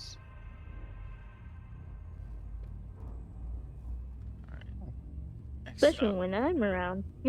Especially when you're around, it seems to. Never mind. Never mind. 3, You're fine. Trust me. Pure joke. Pure joke. Don't worry. Just teasing you. Trust me, I live with people that are assholes, so I'm good. Yeah.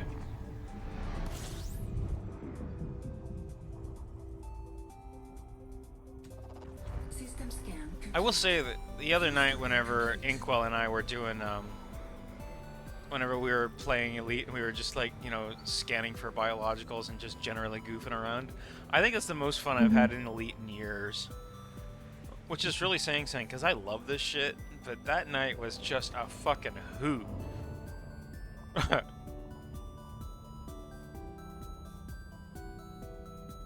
Really enjoyed myself that night.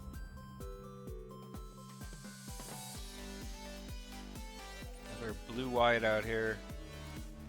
Hopefully you're scanning more than just the red dwarves over here, because these are the ones that are gonna have the really interesting things on them. frame shift drive charging.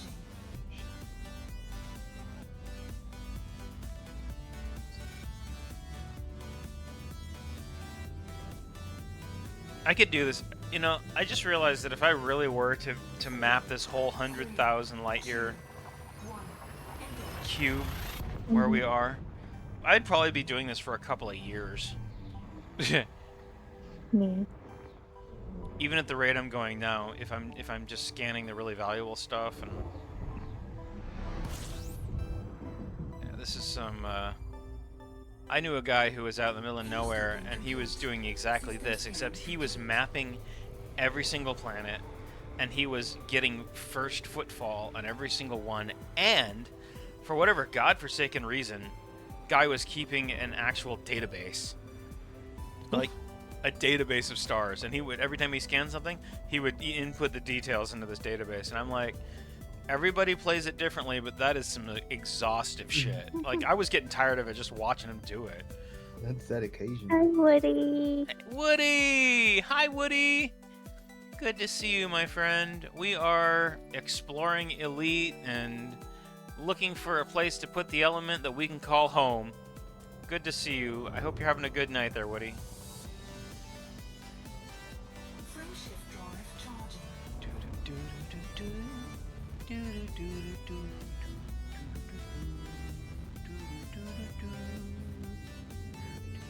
Each time that I think the heartburn goes away, he just comes back and say, "You thought I was gone? Fuck you, bitch." As well it should.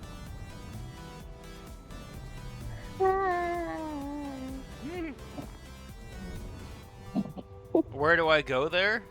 At this point? Yes. Yes. Yeah, that's as good an answer as I've got. I'm sorry, Woody, I don't understand the question. We're just looking at stars. That's it at this point. There's nowhere specific that we're going. We're just seeing what's here, you know? It's the ultimate in exploration. We're trying to find something cool. We aren't looking for anything in particular. It's just we're out here to see these things because nobody else has ever seen them, and we want to be the first. That's it. Mm-hmm. Explore planets, explore stars, explore everything, really. Whatever's here. Yeah. If it's interesting, I'm out to find it. I don't have a really good answer for the where do we go. We aren't going anywhere in particular. Where do you go? Fucking space, I guess.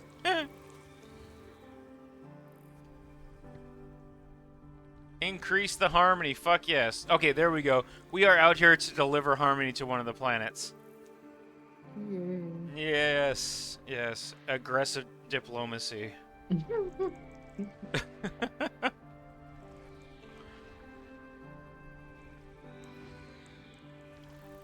You will accept my friendship or I'm gonna nuke you. Wherever you go, there you are. Yep. Thanks, Mr. Bonsai. Not all who wander are lost, but Tim's lost. Tim's lost as fuck. Tim has hypothermia. Hey, Nova! Good to see you, my friend. Hope you're having a good time over there. We are exploring the planets. Just like Carl is nothing but a burnt noodle. System scan complete. You're just PC?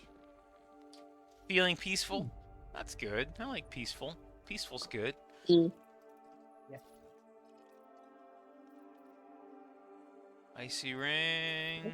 Icy ring. Alright, let's go see if this water giant, this gas giant with water-based life on it has anything interesting in its ring system. I had cookies. Sketch pencils and sketchbooks. I had sugar cookies. I'm gonna get another one with my tea. And I'm gonna love every second of it. I mean, sugar cookies and tea, right? What's better? Mm-hmm. I defy you to define anything better than sugar cookies and tea. Caramel. Caramel cookies and tea? E.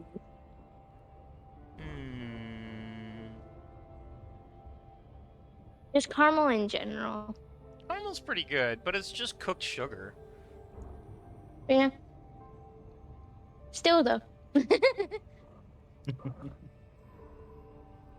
I can see it. Yeah, you know, caramelized onions are some of the best things on the planet.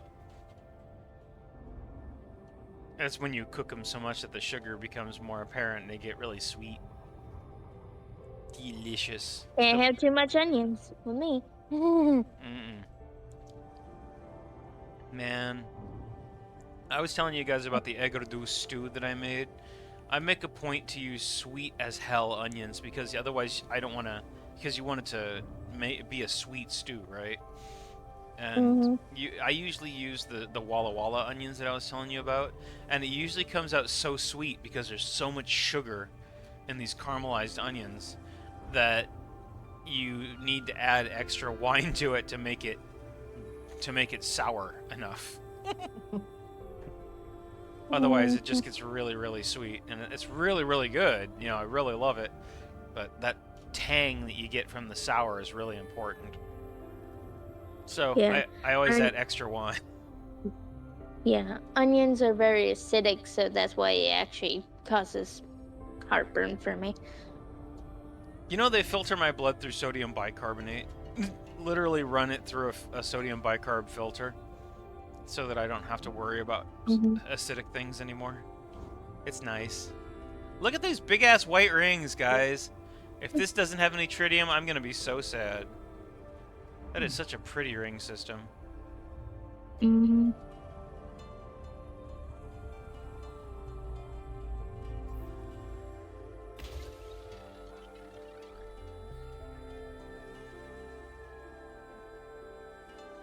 Surface scan complete. Ooh, it's got a bunch of somethings in it. Now, let's see here. It's got tritium. Wow. Holy crap, this thing has got a lot of shit in it. 4 tritium hotspots. Void opals, low temperature diamonds, alexandrite, granditerite, bromolite. This is a treasure trove for any miners. Holy shit. Alright, let's see here. Where are the diamond? It's always the best. It's always the prettiest ones. Yep. A lot of diamonds here. Void opals, tritium, granditerite. Void opal, tritium. Tritium. This is a good station. Alright. Thanks for hanging out, Laurel, Nova. If you want to go and enjoy your lurk, please enjoy it. Okay, yeah, I need to bookmark this one. This is a very nice tritium ring. Mhm. And somewhere in there is also Alexandra. Yep. Well, I'm not going to be going for Alexandrite here, but as far as tritium goes, this is good because this is how you fuel the element. You know, I can actually top up the tanks here. It'll take a long time, but you know, I'm going to have the time to do so. That's good news. All right. Happy with that. And it's kind of a pretty system too. And it is, let's see, how far away is it? 11 light years? 12, just about 12 light years? I can do that in a single jump. Beautiful. Yeah, but Alexandra's a pretty gem, though. It is. It is a very pretty gem. Mm-hmm. Fairly valuable too. Yep. I'm actually starting to make enough of a blue impact on this area. These blue areas are the planets that or systems that I've been to, and the red are the ones that we haven't been to. As you can see, we've got a lot to do. Yep.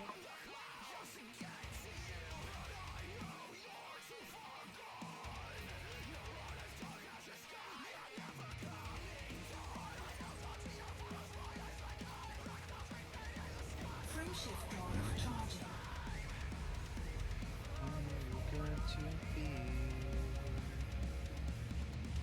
I will remain.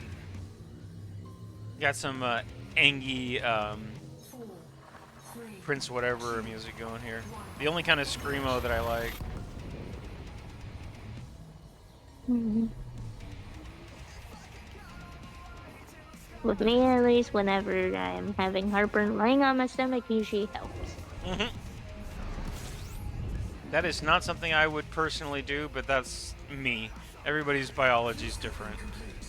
system scan. Not laying directly on my stomach, I'm just like hunched over. What do they call that? Posture check. No No, shrimping. my back is straight. My back is straight. I just like bend my legs forward. That reminds me, nobody's done a posture check or a stretch in a while. I need to do my arm exercise. I'm going to do that right now. 4, 3, 2, 1. Engage. Well, speaking of, you better not shrimp. I'm not shrimping, I promise. Oh, thank you. I'm sitting here, both of my feet flat on the floor and controlling my ship with my hands-on throttle. I've got a fairly complex joystick that allows me some very fine control with this thing.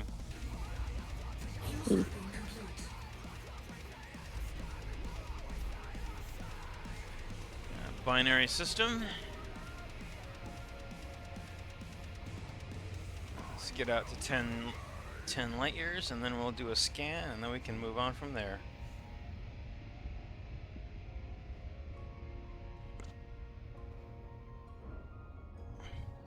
You know what? You wouldn't even know that they stuck me with needles. My skin almost healed up completely already, really quickly. That's impressive. 3 days. Each time I open, yeah, but each time I open a Google Chrome, all I see is tripod fish. Tripod fish? Hey, what's wrong with tripod Yeah. fish? I think they're awesome. Nothing's wrong with them. I think they're kind of unique. They're adorable. Also, very Yeah. deep water. Yep. The babies are beautiful, and when they grow up, they just go like, I hate my life. You know the ones that really freak me out as far as from the baby to adult change? Mola mola. Also known as the ocean sunfish. It's like, if you see it, you'll know what it looks like immediately. But the babies look like these little stars. They're really pretty. Then, of course, they grow up and become the most derpy thing on the fucking planet. Mm-hmm. You know what's really interesting about them too is they're actually related to shit like flatfish. They're really close relatives to sole and what do you want to call them? Flounders. Have you guys ever seen a sole or a flounder? I think so. I don't. Let me see if I can find a good one for you. You'll recognize it as soon as you see it. Most people do, anyway. They're these weirdo... They call them flatfish. There's a reason. Here's one of the more common ones that we have in our area. These are called the sand dabs. Yeah. Ah, okay. Yeah. They have some really funky eyeballs. And they start off as regular looking fish, like they have eyes on both sides of their face. But as they grow, they sort of like tilt to the side and their eyes stay in the same place, but their mouth shifts to the side. So, yeah, Yep. that's your flounder. But your mola mola, which is the largest bony fish, I might add, is absolutely fucking huge. And just one of the derpiest things you've ever seen, ever. They're just freaking weird. Yep. Like, their mouths are fused open, so they can't actually close their mouths, period. This thing is fucking huge. They're almost all bone and cartilage. And you know what they mostly eat? Jellyfish. Nice. Oh. Like the most nutrient poor critter in the ocean, and these guys just have to eat tons of them. Literally tons. Because look how big this thing is. That takes a lot of energy to move this shit around. Yeah. And you know why they call them sunfish? Hmm. Because they like to lay on their sides on the surface and absorb the sun. And Nice. they serve as landing points for like seagulls who will actually eat the parasites off their skin. Yeah, they're funky critters. But let's see if I can find a picture of the mola baby. The mola babies are just freaking weird looking. They are. Kind of pretty though. Mhm. Here we go.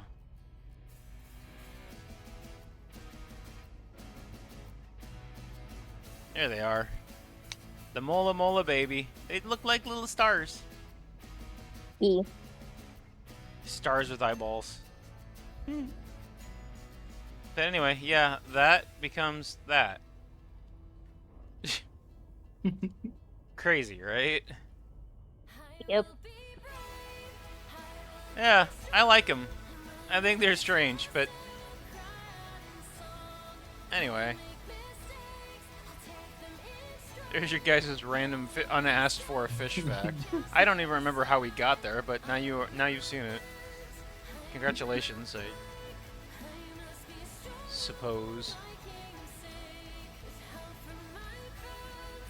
Now my Google Chrome will be filled with nothing but axolotl babies. And they're derpy and adorable. You know what's really fun though? With these little mola dudes, we actually have them out here in Washington area. Yeah. Different, species of them. But Yeah. yeah, Figured. they show up out here and they get eaten. Like sharks will take a bite out of them and they don't give a shit. They just keep on going. Yep. They're just derpiest motherfuckers in the world. Did I scan everything here? I think I did. There's just some things they just go like, oh, I've been eaten. I don't care. I still Yeah. go. I don't have enough nerves or a brain to have an opinion.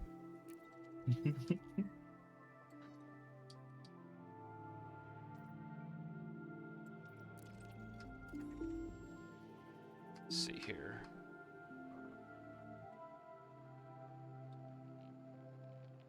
I know I mapped something to this to get us to pull me out of this, but where did I get out of here? Backspace. Get I him. always find axolotls the most adorable because they're little barks. What was it that barks? Axolotl. They do make some interesting noises, don't they? Yes, and it's adorable. They're kind of cute. I agree. Yeah. Their gills weird me out a little bit. You know, they kind of remind me of like a freaking tube worm or something. Frameshift drive They can charging. actually regrow parts of their brain. Well, they can regrow everything because they're neonatal. Yep. That's what the secret of the axolotl's strength is, that it's basically permanently a baby. 2. Never grows up. Engage. Proof that growing up is bad for you. 100% proof that growing up is for losers. Motherfucker, they can regrow literally everything in their entire body. They can regrow their brain, like you said, Stacy, parts of it. They can regrow their gills. They can regenerate all of their organs. If the damage they take Yep. isn't immediately traumatic and death causing, they can given enough time, they will heal. Period. Yeah.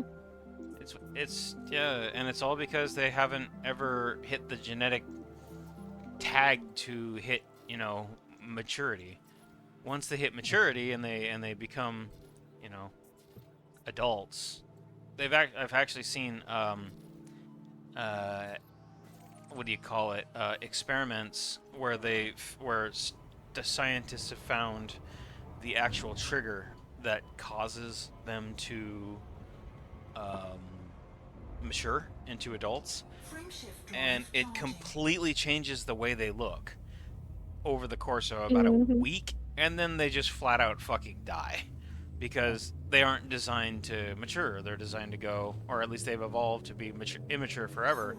So they get old and die within days once they trigger that particular gene, and it's like, whoa, holy shit. Hey, Ruby. Hey, good to see you, Ruby. How are you?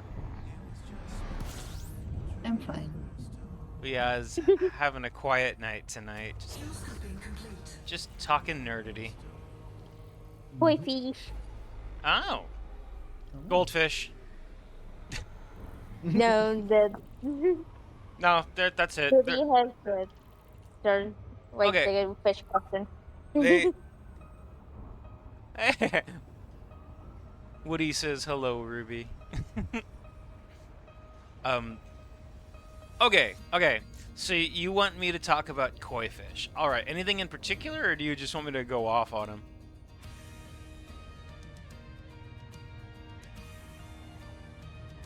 Yes. Okay. All right. Well, koi are interesting in that they are basically just goldfish. That's really all they are. But that's really doing goldfish a disservice, because goldfish are pretty interesting. Their basic species is they're a type of carp, and carp are one of the most common, durable, and resilient critters on the planet. They are rooters, and they like to eat. They like to suck on the bottom of waterways where they live, and they look for stuff like bugs or small fish or eggs or detritus. They'll eat just about anything, honestly. Carp are one of the really resilient fish species because they are omnivores. And by omnivores, I mean fucking omnivores. They literally they will just go after anything. Plants, bugs, fish, frogs, baby birds. I mean, if they can fit it in their mouth, they will swallow it and eat it. Period. That's the way these guys work.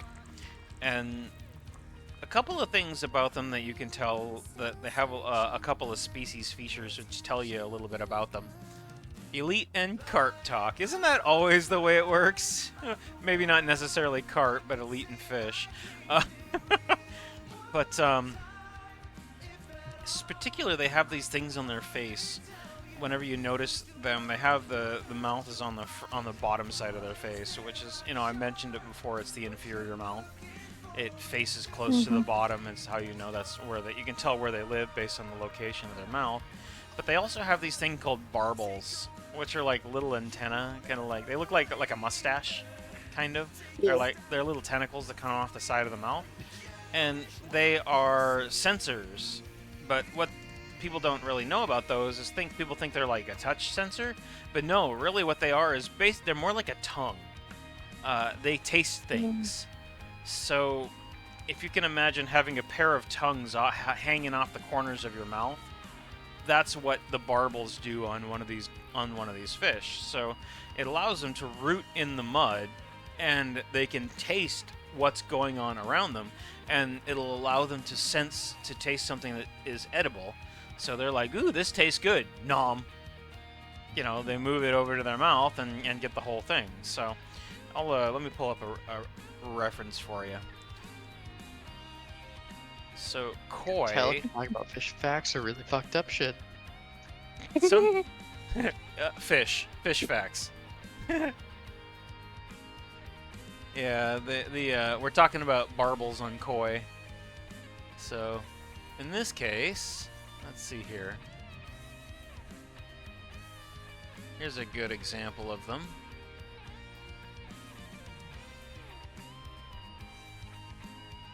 So here's a good example of those barbels that I was telling you about right here. You can also see how they have the mouth on the underside of the face here.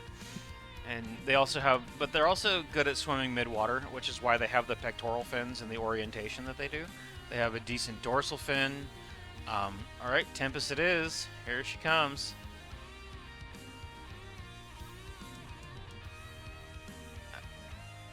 Oh no. Rude. But it's not so much of an issue tonight. Not while I'm arting. I can tolerate him while I'm not arting. It's a lot easier. Let me see, where'd you go, Discord? Alright. So beyond that, you can see they've got the different colors and modeling here, but the big thing you want to look for is the scales. They have really big scales on their sides, which is really really indicative of carp. And those big scales are sort of like one of their big species features. Hey, look, this one's got a squirting tempest as a head. Okay.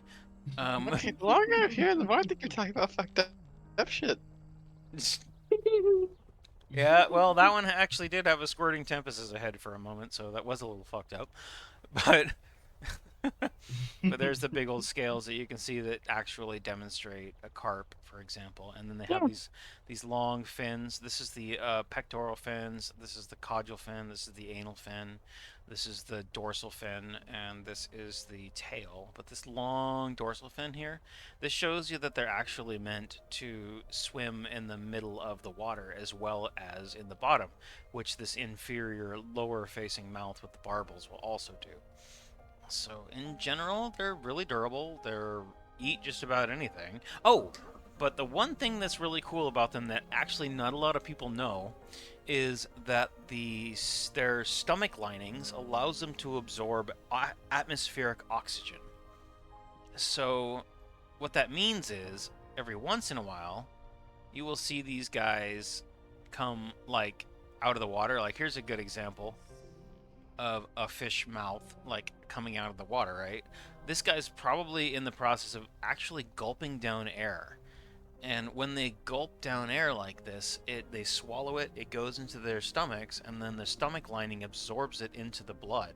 So it's like a really shitty set of lungs, basically. And I mean, by really shitty, I mean way less efficient than gills or our lungs, because there's just not enough surface area in there.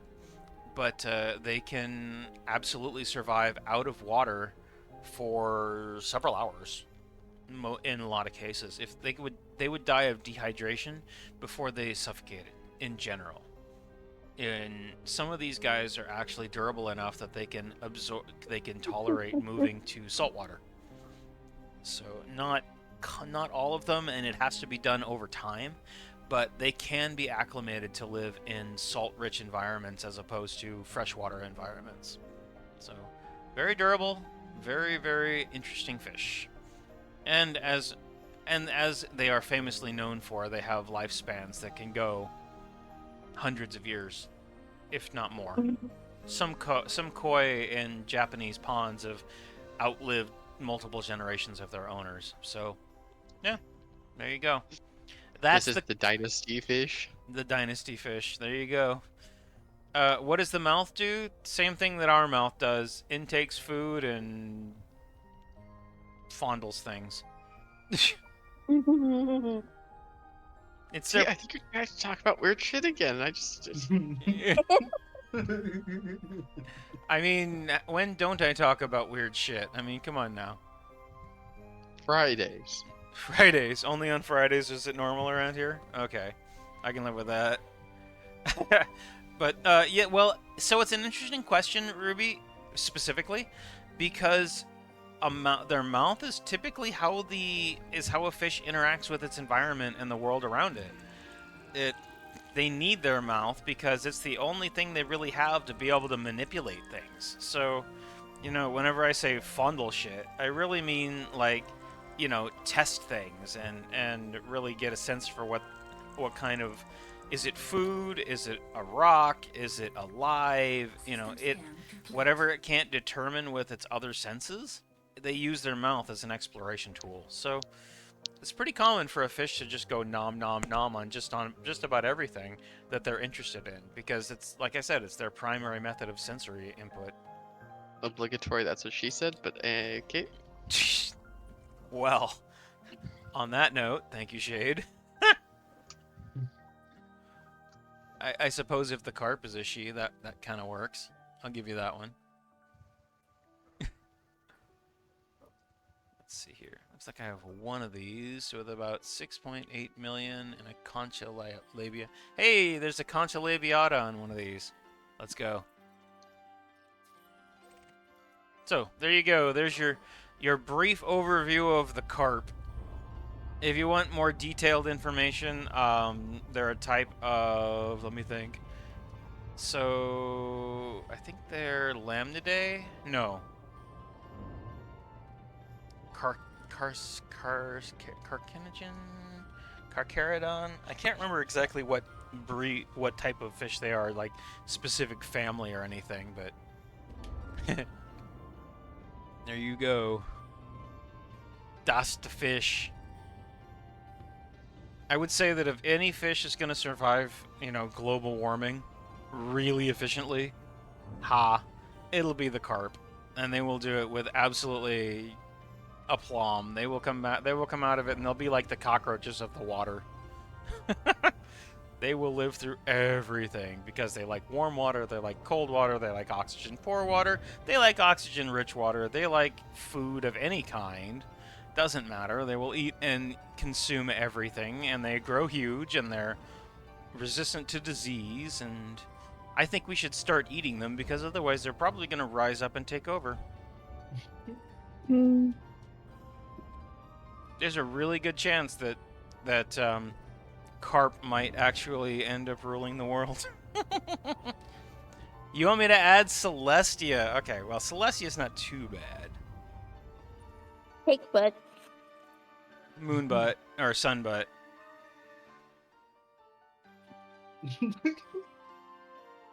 Let's see, do we want Celestia Philly or alternate Philly?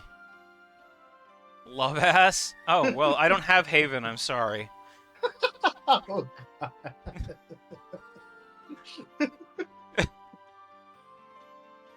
Oh shit, that's two Celestias. Hi, Duppy. Hi, everybody. Hey, Duppy, how are you? I woke up to the sound of my cat throwing up, so just peachy. Hey, it could be worse. I have been woken up to that multiple times myself. Same. Gee, mini Christmas, Ruby is overwhelming my pony content filter here. All right. Alicorn baby, got it. We need Flurry. Those big ass frickin' wings. Woody did indeed ask for more ponies. Well, I have woken up to the sound of cat barf more the times than I care to admit. I think it's endemic to being an owner of cats, honestly. Yeah.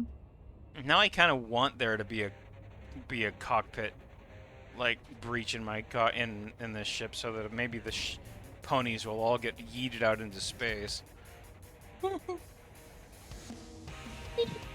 It's getting very crowded in this ship. Alright, give me a second. I'll add Pinky in just a second. We are just playing some Elite tonight. I just finished going into a long description about carp, of all things. Drama Marshmallow? Hold on. Hold on. She is fabulous, and marshmallows are not fabulous. That's Rarity. Poor Rarity. Give me a second. I'm gonna scan this real quick, and then I'll pop your ponies into the. Once I get out of this ship and into my helmet, this is gonna be one very densely populated spacesuit. Alright.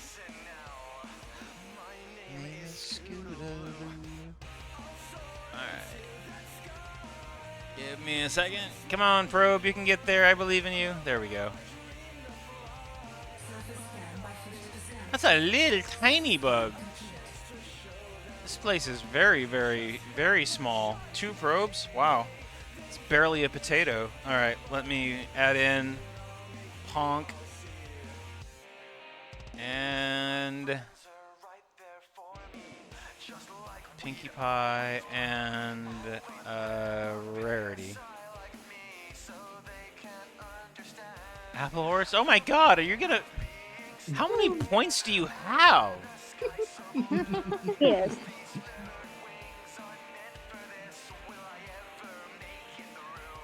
Alright. That's it. Oh, wait. Hold on. Did I get Pinkie Pie? I did. Okay, everybody's there. Goodness graphics, people. My computer's gonna lose its mind. Anyway.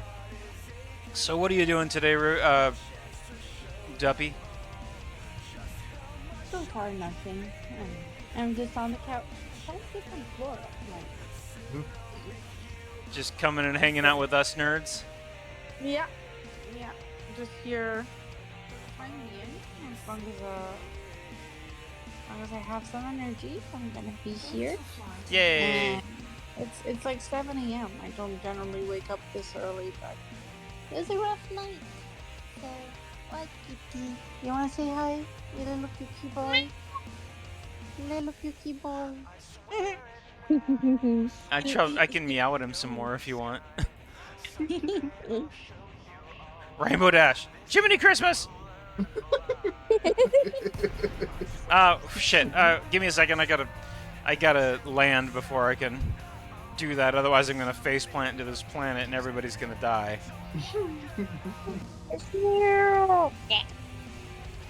Last thing we want is a bunch of suffocating ponies.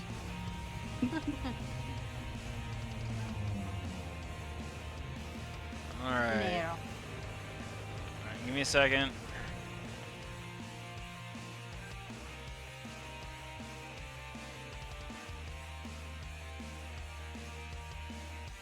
Alright, there we go.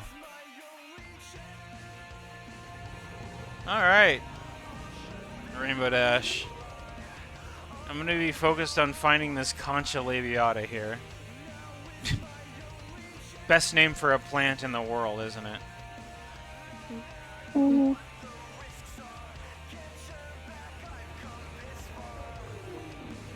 Let's see here. Where are you? Concha labiata likes crevices and cliffs. So hopefully we'll find it in here.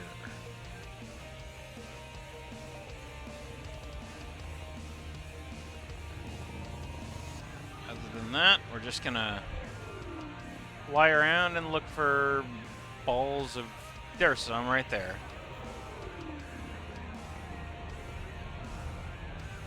See about getting landed, and then we'll go from there.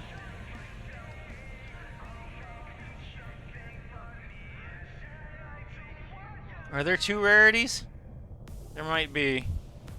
It was a lot of ponies all at once. I might be a bit distracted in trying to get them all in there. There we Yeah, go. there are. Alright, let's see how many rarities there are here. Oh, there are 2 rarities. Alright, bye rarity. Very good. Well, yeah, it's been relatively quiet tonight. I have no idea how many people are in chat. I'm 37. You know, I think that's a fucking lie, so I'm not scared, but thank you, Shade. It's actually 8. 8 is good. I like 8. It's a nice low Yeah. number. No reason 18. for me to panic. Oh, fucking rude. Now I'm just not. See, now you've polluted the data set. There's no way to tell Yes. now. Yet I've also come with a wide enough range in the data set so that I potentially am right. You are potentially correct. Yeah, the range is in the right area, but it's it's random enough that it's unreliable. So I'm not gonna add any weight to it. I have no confidence in the data gatherer. No, it's too warm here. Oh boy. But you add weight to everything. Just to you, Shade. Oh, jeez. Okay, well, I'm flying off a cliff now. Oh, God. Alright. Good thing this is a light gravity planet. This is gonna hurt.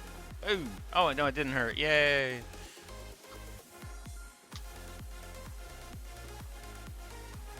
You think you're happy with the amount of ponies now? Well, I'm glad that you've got a level of satiation now, Ruby. Because otherwise, that could get really... Well, I guess there's a point where you can't go any further. There's like... I think you get like 10 points every minute or something like that. I don't know what the actual yield rate of points is, but you can only go so far. Do not go jumping off of cliffs. Well, I try not to. No, do it. I already have. I survived. God damn it, Star. My bad. I'll try You and... need I'll- to get a Darwin Award. 10 points per 5 minutes. 10 points for 5 minutes. So, let's see, so that's 200 points every hour. So, to buy a pony, you have to be in this stream for, what, about 7.5 hours? I think so. Assuming you don't click any of the 60-point bonuses. Interesting.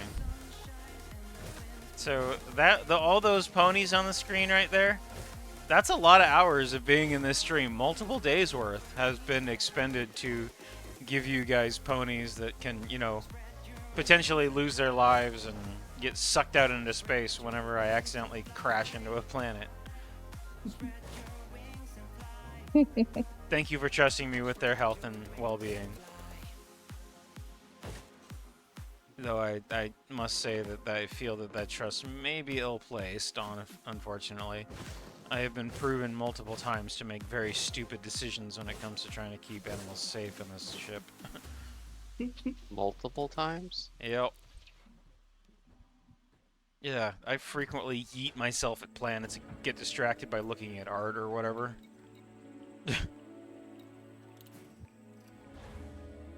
And since these guys are all technically in the cockpit with me, as you can tell, it seems a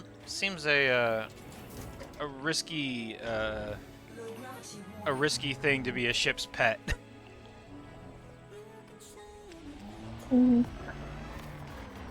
I do have for voice attack, I actually have a module called Ship's Cat, so it'll meow randomly at you, which is kind of fun.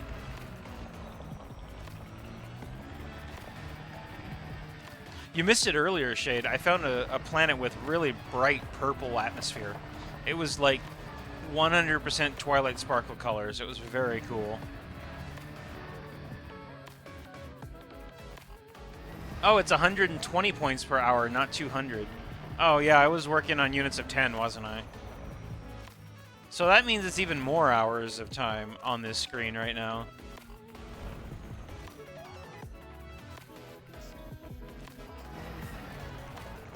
It's a lot of time to be spent on animated horses. Oh, look at Pinky over there dancing with Katie. Oh, that's cute. Mm.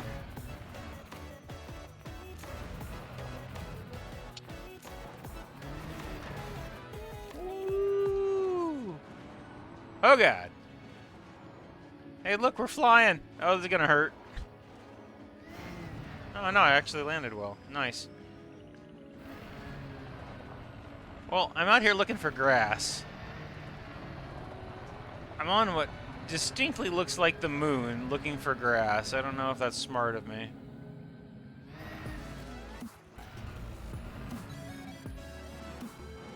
Well, there's some more concha.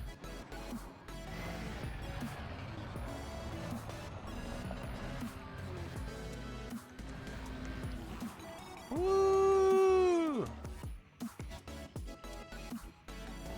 Ah! This is way too fun, I gotta tell you.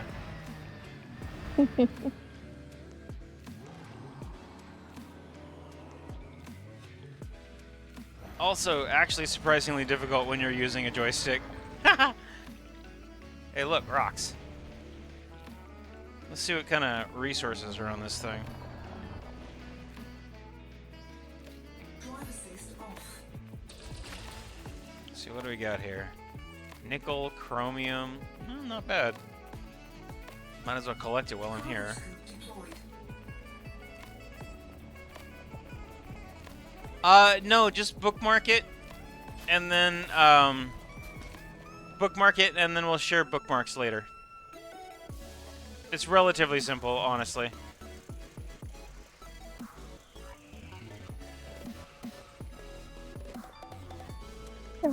I found a nice pristine ring earlier too that had everything in it. It was beautiful.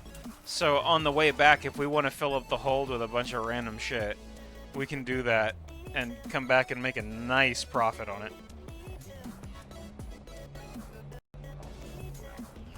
Cargo scope retracted. Inkwell and I are out doing exploration tonight. We're looking for, well, whatever is fun. You know, purple planets, for example, are very unique. I didn't note it, I didn't bookmark it or anything, but it's logged and I got some screenshots.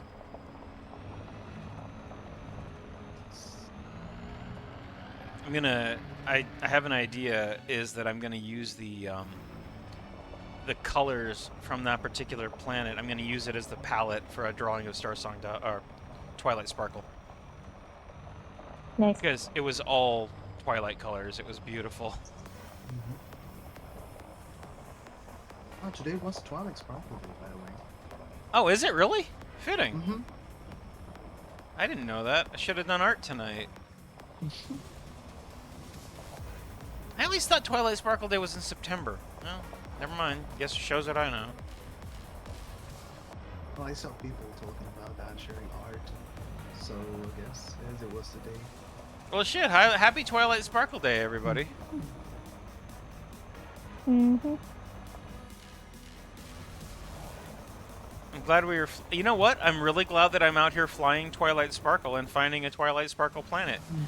I guess there was a reason for doing all that, huh? I just chose it randomly. Mm-hmm. Timora likes me, what can I say? Yep. Mesosiderite. Mesosiderite?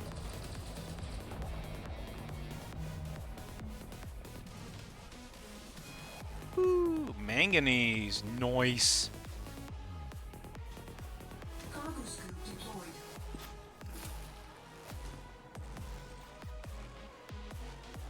Zinc. Some materials that I need. Very nice. Tin. Why do I only have 9 tin?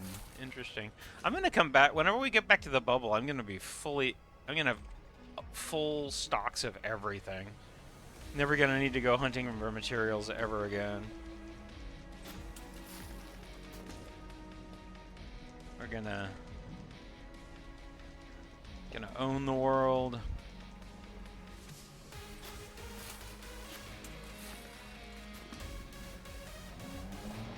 All right. Cargo scoop retracted. And look, there's more concha. All right, I think I need to go find some other areas with this particular biology.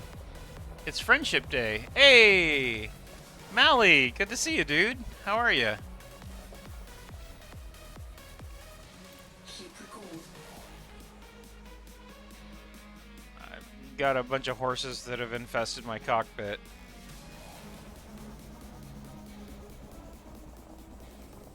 Little tiny horses that are constantly on my screen doing all sorts of chaotic things. Discord isn't so bad whenever I don't actually have to worry about my mouse being, like, hijacked. Mm. At this point, it's actually just kind of fun to watch them roll around the screen. It's only a problem whenever I'm attempting to draw.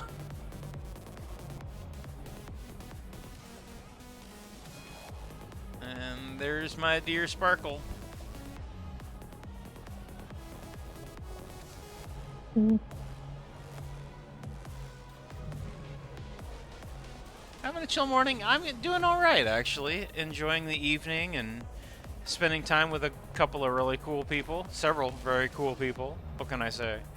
Hanging out in hanging out in my Twilight Sparkle themed ship and finding some very, very cool planets. Need to go find the other bugs that are on this one. But I also just realized it's 10:30 and I still haven't gotten my tea. Go get your tea, man. I think I'm gonna go get my tea. As I said, you just gotta pipe it to your room. Hey, you know what? If I could do the plumbing, I would. But hey, if you're willing, get your It's not ass that over here. Plumbing. It's like I can run it on the floor. I can run it on the ceiling. Wherever. I just don't have that capability, but you do. Clearly. Ember is not in evidence, Starfire. I have no Ember to take a picture of. I apologize. If I see him while getting tea, I will do so. But in the meantime, I will be back in about 5 minutes. I will see you guys then. In this case, let me see. Well, Shade, you're third in command, so you have the con. Back in a moment.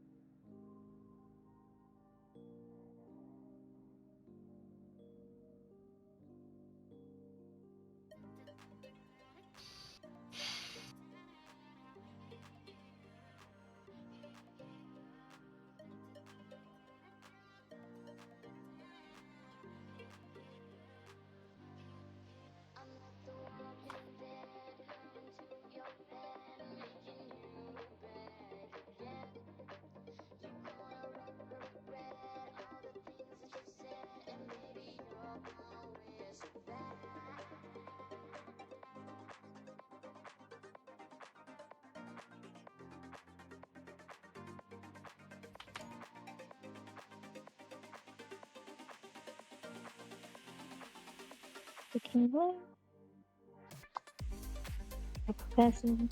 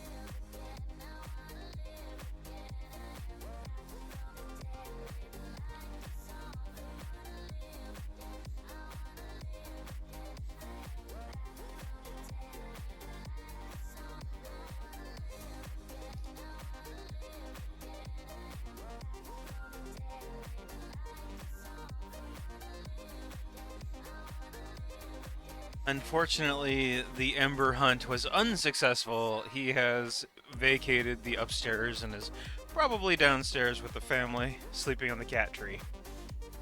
So, Probably. I You have did. a tree made of cats? What the fuck, man? Well, you know, renewable resource. Cats are. What the fuck are you doing to these cats?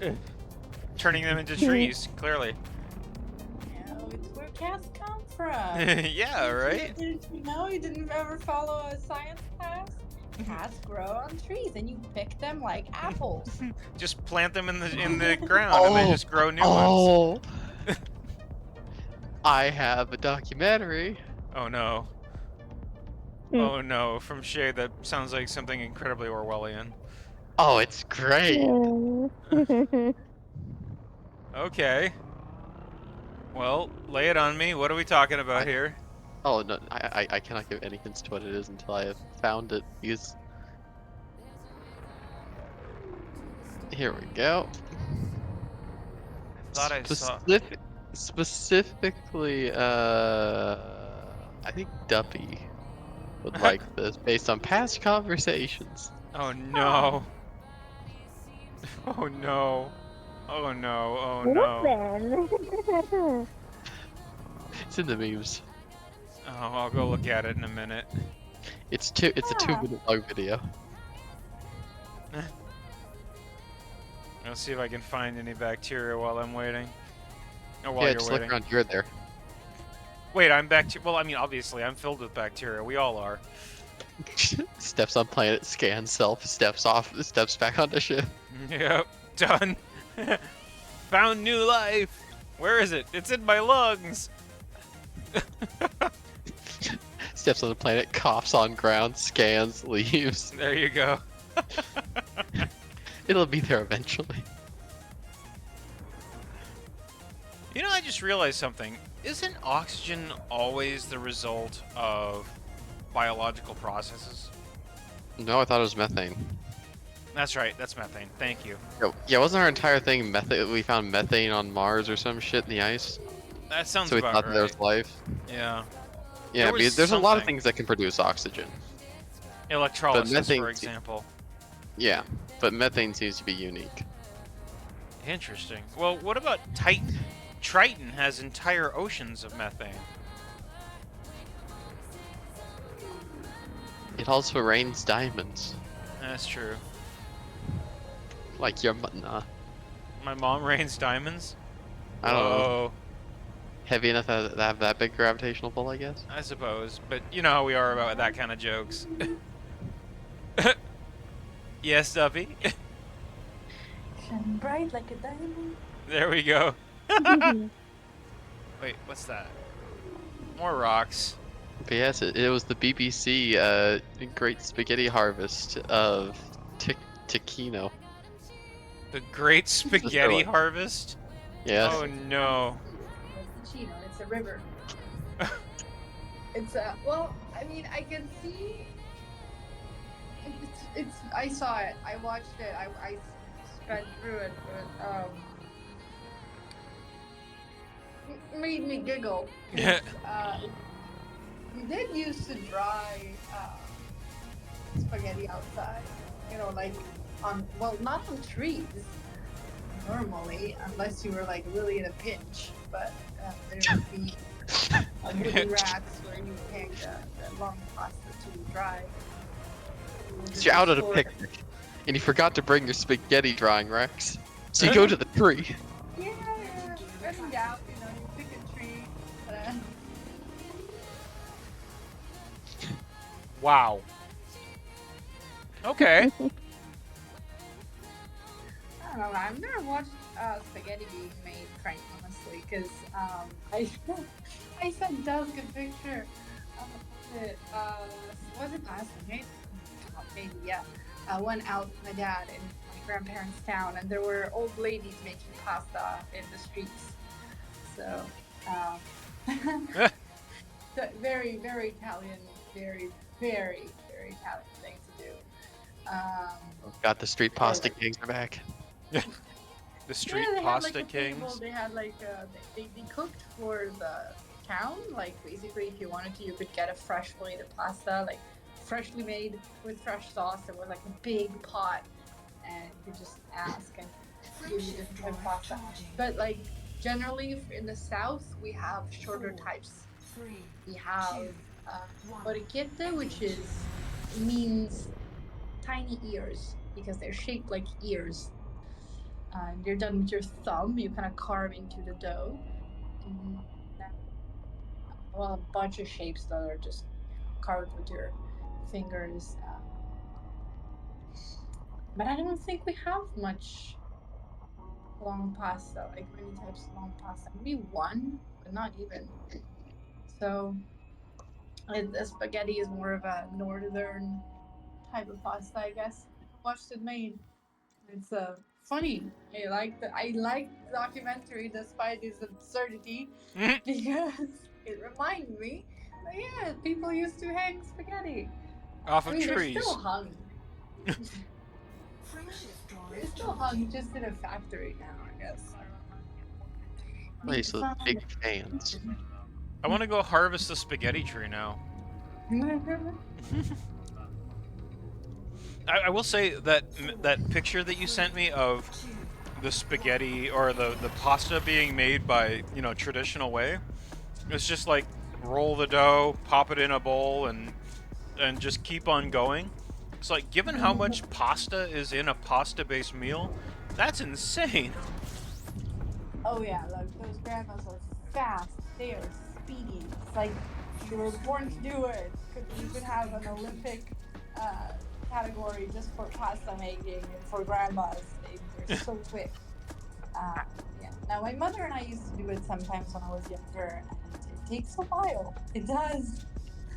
You spend like a solid hour just shaping the pasta before you can eat it.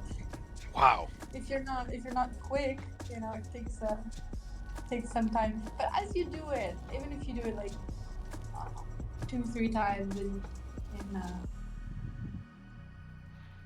a few years, I don't know. That was a wrong estimate. It does not matter. The estimate is useless. But if you do it a few times, you're generally able to do it pretty quick because they don't have to be perfect. They just need to be thin in a proper shape. So. Well, I was just thinking that, you know, the pasta that we're used to seeing here in the Seattle area is probably, or at least, you know, here in the United States, is probably almost uniformly made by machines, which is why it always looks perfect, you know? So, but the stuff that's handmade, probably not so much. Welcome back, Danny. Hello. So that makes a lot of sense, but I was just sitting there looking at the picture, watching them looking at them hand make pasta. Like, my wrists hurt just thinking about it. It's like, Lightweight. I have carpal tunnel bilat, jackass. Yeah. Lightweight. Oh, suck it. No, lightweight. Go burn in a chemical fire. I really want to. There's just none locally. Well, there's a couple up in that city that's north of us. The city north of you that has chemical fires. A couple of them, yeah. Yeah. I'll give you a listing later. Too Gotta much. fly down there. You're gonna fly down there and go get yourself all cooked, huh? I imagine the surprise though when the guy literally just shows and just walks in.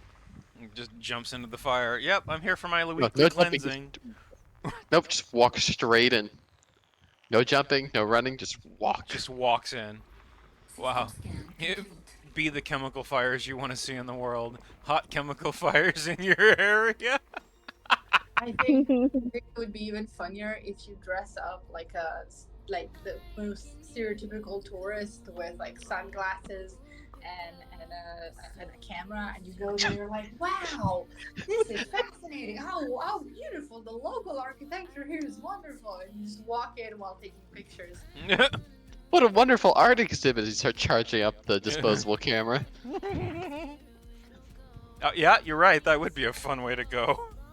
In wonderful acting as the firefighter, people are just trying to run you down. Oh yay! Spectator inclusion as you run away.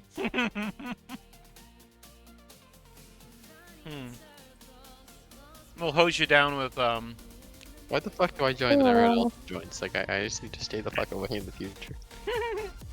Hey, Lorelai, how are you? Hello. I'm okay. Welcome home.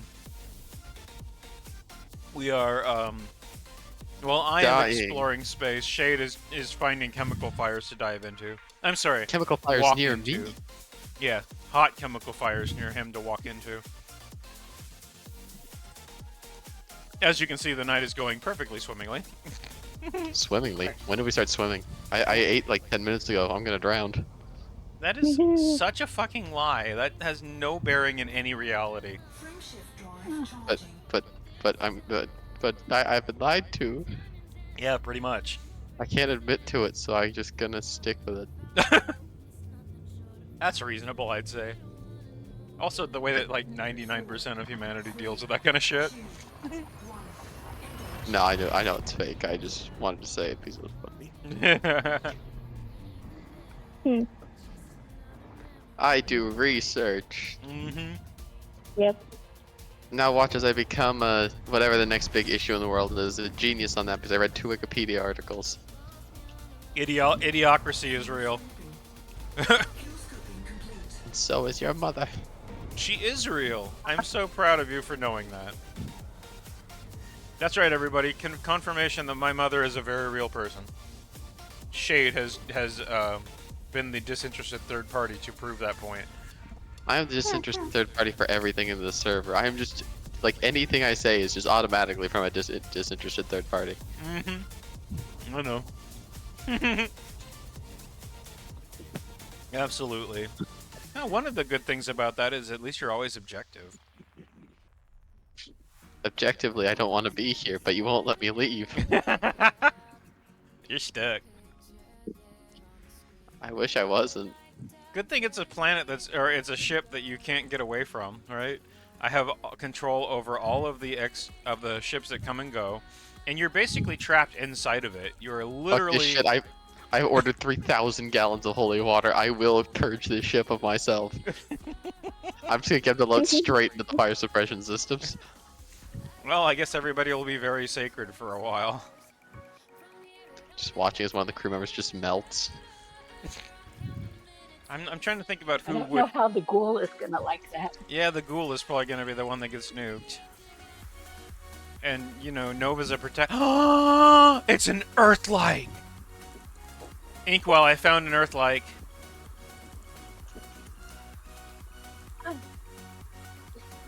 Sorry, Squee. Wow. It's a tiny little Earth-like. It's only 0.27 Earth masses. Thank you. Yay, I found an Earth-like in this system. Woo. That's a good sign. That's awesome. Well, you know, they're not very common, so getting one is always a good sign.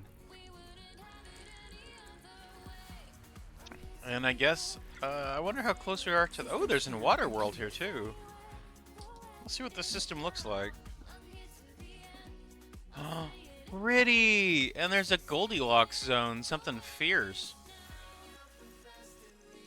Well, there's no... I guess this is where we're gonna pop the element for now. Too late, Linkwell. It was my find. Ha ha ha!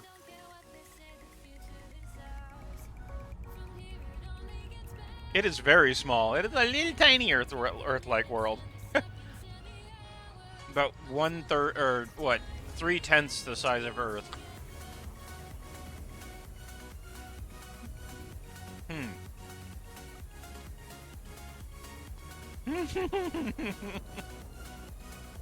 Oh darn.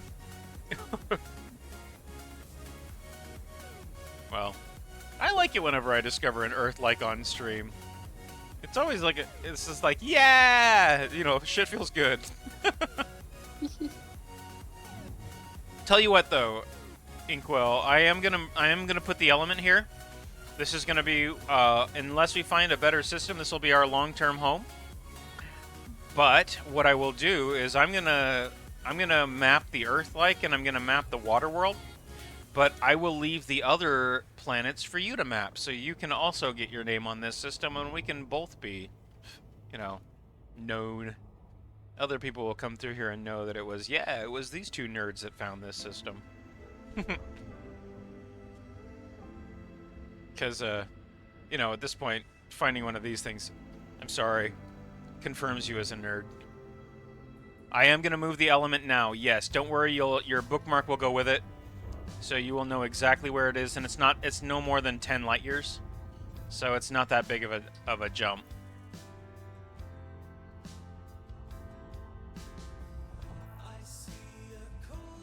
I'm gonna name it Depatonia.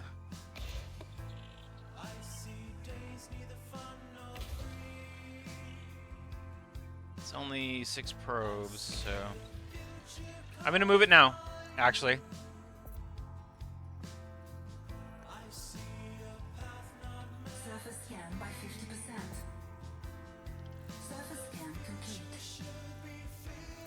With your 30 light year range, though, it shouldn't be too big of a hop for you, though.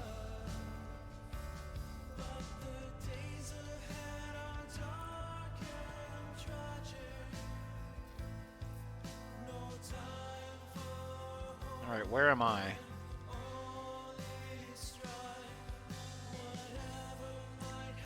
Looks like I'm here.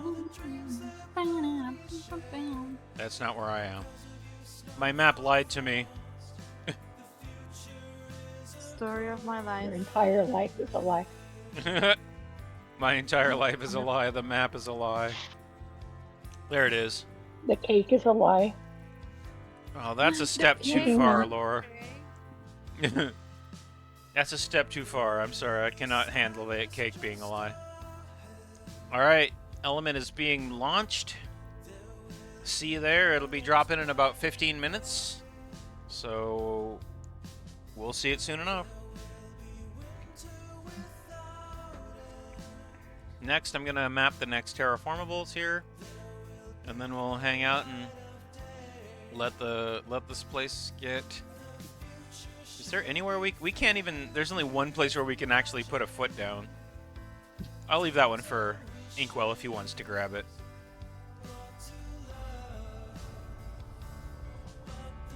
Days ahead are dark and tragic. Tonight has been a good night. You know that? Found some really cool shit. Mm-hmm. Yeah. Yeah. Found the Twilight Sparkle planet. Found... It didn't find the evil cactus, the really hot evil cactus. But we found an Earth-like. Got to hang out with you nerds. I'm loving it.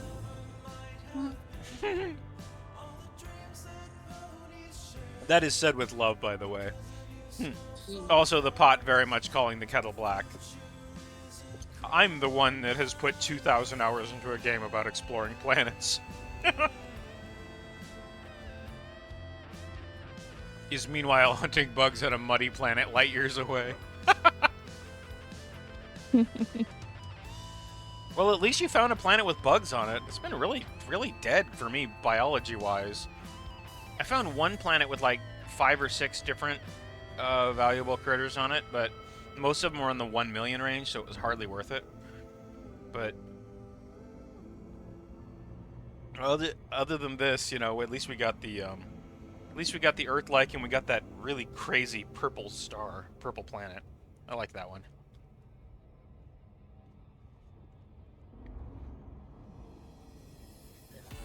But, you know, that's the nature of it. 99.9% of the shit out here is just ice balls and red dwarves.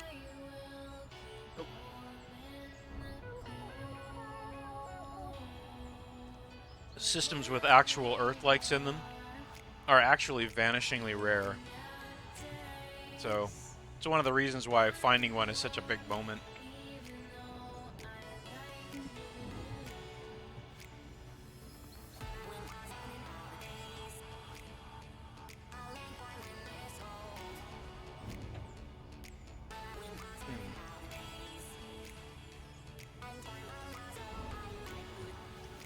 I'm tempted to scan the other terraformable here.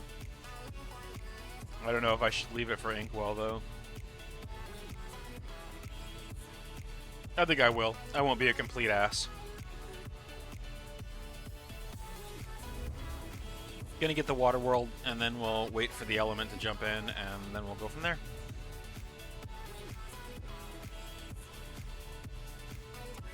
Was Lola. She was a showgirl.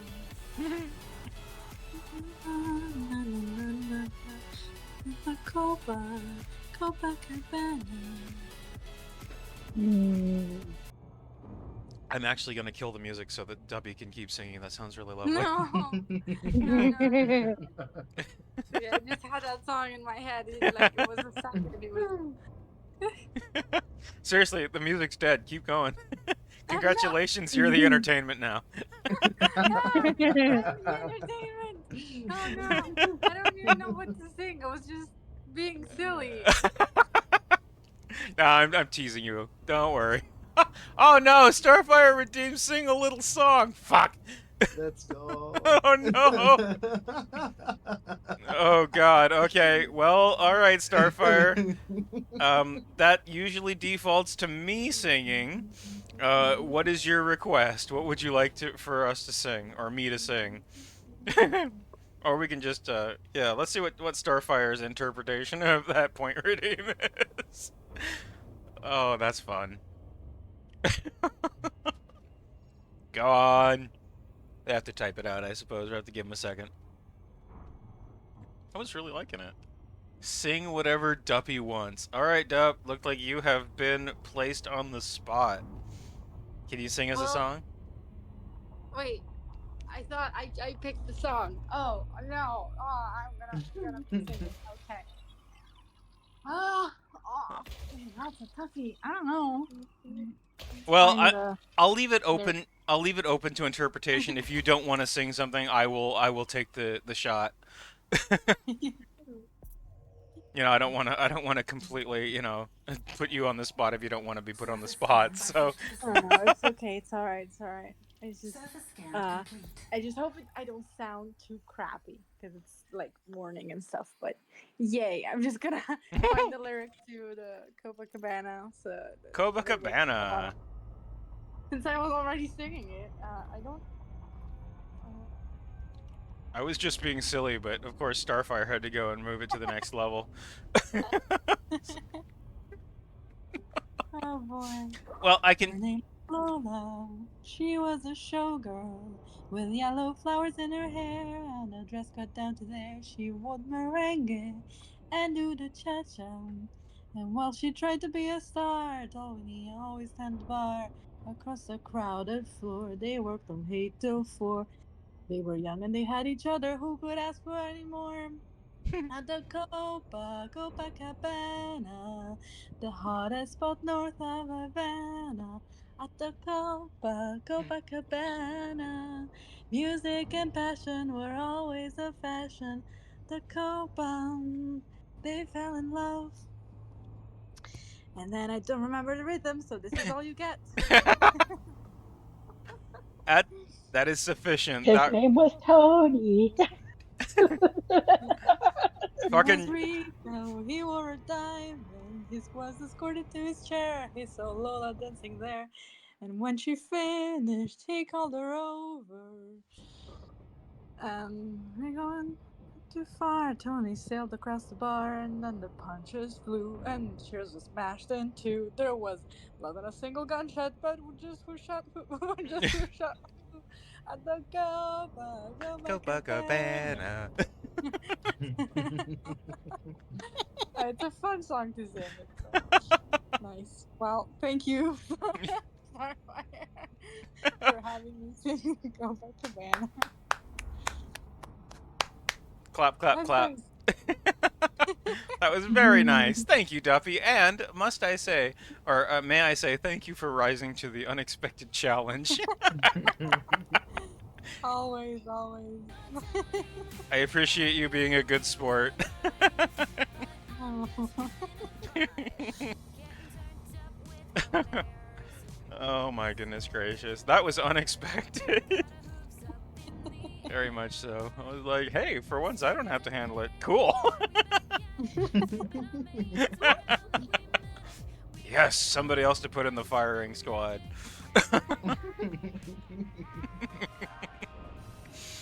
Oh man. Excellent. I guess I'm scanning the last terraformable because if I don't, my OCD is gonna bother me. I'm gonna be like, nope, nope, can't handle. It's gonna bother me. I'm gonna jump into this system and it's gonna say Inkwell, and I'm gonna have like a minor like panic attack every time.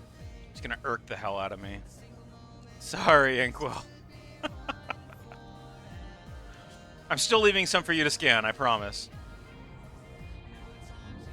I have a pattern, you know. I've got a thing that I gotta do.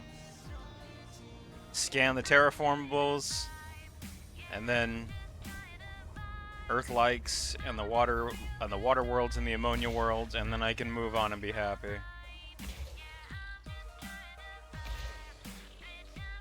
I've never been with someone who's like, you know, get my name on everything. I'm more like, nope, just get my name on a few things. That's all I care about.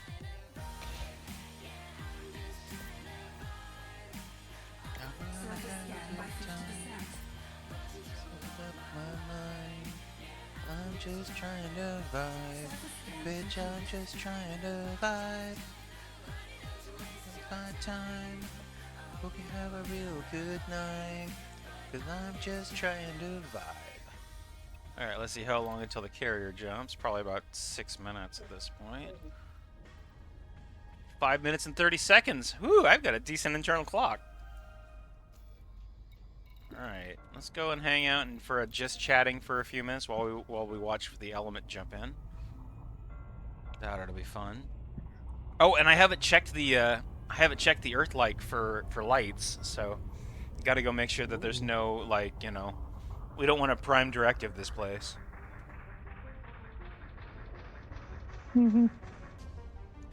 For anybody who doesn't know that joke, in Star Trek they have rule number 1, they call it the prime directive, and that is to never interfere with a developing civilization. Ever. Which they do all the time. Absolutely, all the time. So, I'm gonna go see if there's a developing civilization that we can interfere with.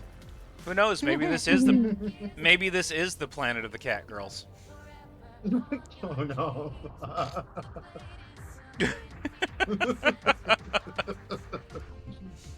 Oh, you guys missed me and Danny's joke earlier. We were.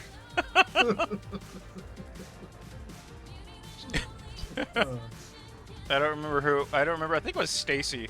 Stacy was saying, "Yeah, we got to watch for the what was it? Fucking Stacy. Yeah, the humicorns." The human unicorns, and my joke was, I guess they're all just fucking furries. So,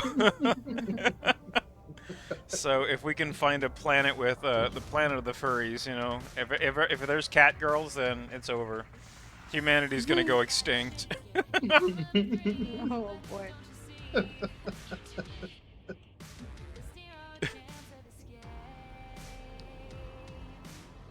We're looking for the unicorn planet, which in our universe is probably a bad idea because there's unicorns all over this ship. Colors give me life, but only destruction can bring. Oh, looks like we're landing on the night side. Alright. Let us see if there are any lights on this planet. Get a real good eyeball on it. Looks like we're heading right at the terminus. Oh, that's gonna be beautiful. Very cool. The terminus is where the light fades into the dark. Nice. I don't see any lights. Just dark. Yeah, I've never found lights on an unexplored Earth like, but you know, it's always worth a check, right? Never know. Maybe they have night vision, so they don't need lights. I mean, they are cat girls, right? So they've presumably got cat vision, so they don't need lights. Touche. Yeah, well, you have to shine a light on them, so you get the reflection. You know, that's gonna be a reflection of their eyes. Creepy. I always love that about. There's actually a word for that. I can never remember what it is though. Yeah. Alright, well, let's see. Where is the element going to be jumping in, I wonder? I remember I got way too close to it at one point, and I was like, oh, where's the ship going to jump in? And it landed right on top of me, and I was actually in the spot that it was supposed to be in, so it, like, yeeted me across the entire solar system. I got hurled, like, I think it was, like, 3,000 light seconds. It was crazy. But I'm not eager to do that because it almost destroyed my ship too, so we're just gonna hang here and let it come in. Maybe I can get a good shot of it when it comes. Let's see, actually, well, let's see what we have as far as that cycle.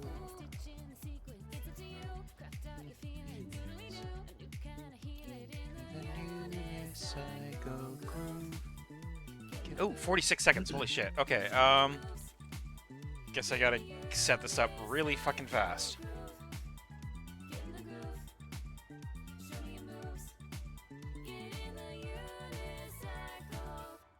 Okay, I'm gonna pause the music briefly and crank up the sound, because that always sounds fucking amazing. I love this part, whenever everything just suddenly goes. You can actually see space tearing open, and then you get the... You know, it sounds absolutely nothing. Should have read the email. I did read the email, but Lorelei... Here it comes. There it is.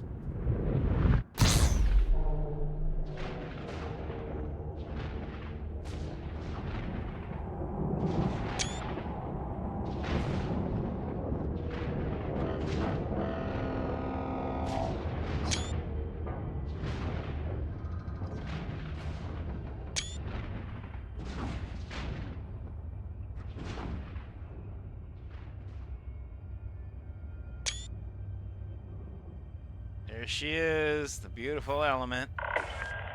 We welcome your business at this carrier, Commander. Please enjoy your stay with us. Alright, music is back and everything's back to normal. Alright, element is in place over the new Earth like that looks like it's got a hurricane going on. Oh, awesome.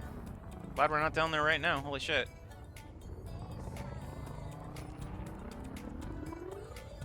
Always makes me feel like a badass whenever I see that, you know? It's like, that's my ship. I can move that thing anywhere I want. You have been cleared for approach. Feel free to relax. Your docking computer is in control. Feels kind of badass, I gotta say.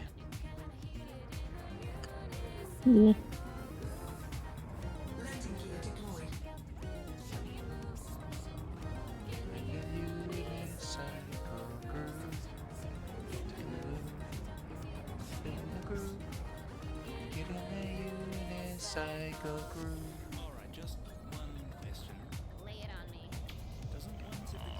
Alright, let's register this as my system in my name. Because I'm kind of an acquisitive asshole when I want an entire solar system to myself.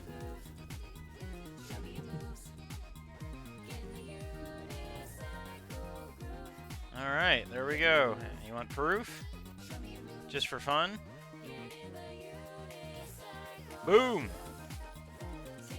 First discovered and first map. That's me. Yay!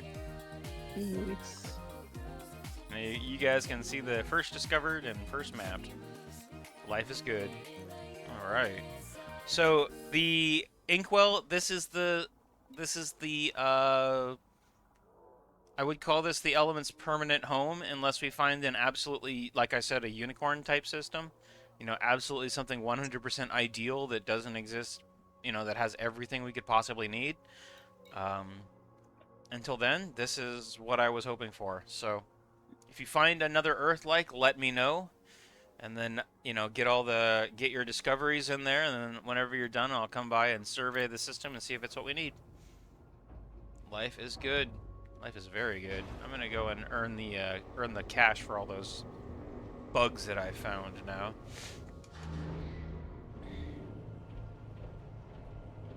This is pretty close to the very center of that 100 light year region that we're looking for too, so it's not that far out. It's like 10 light years off of the original position, which is nothing, honestly.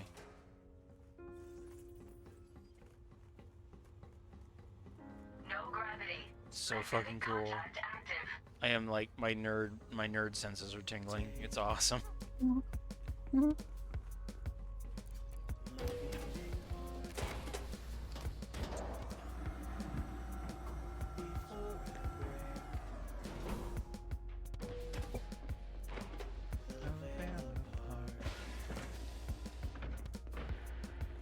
Man, these are some persistent horses. Everybody else notice how fucking dark it is in here? Like, it's relatively dark out here, but this is supposed to be a science lab. How the fuck do they work in this light? True. They adapt. You're here to help us. Our scientists are keen for new data. Adapted for the cat girls, I suppose. Can't be too bright for their sensitive eyes. Thank you for your contribution to our research. It's like, you're the captain, tell them to use brighter bulbs. You know, unfortunately, I can't. I know that they have to follow my laws, but, you know, they have... In reality, though, they actually have control over their local atmospheric conditions, because they know what they need to be able to do their job properly, basically. And I guess if they need low light, then they get low light, so maybe it's so they can see things through microscopes better or something. Who knows? But, you know, this place is generally pretty dingy. Like, look at the light in here. It's like, this is a shipyard. Fuckers are gonna trip on the frickin' stairs in this light.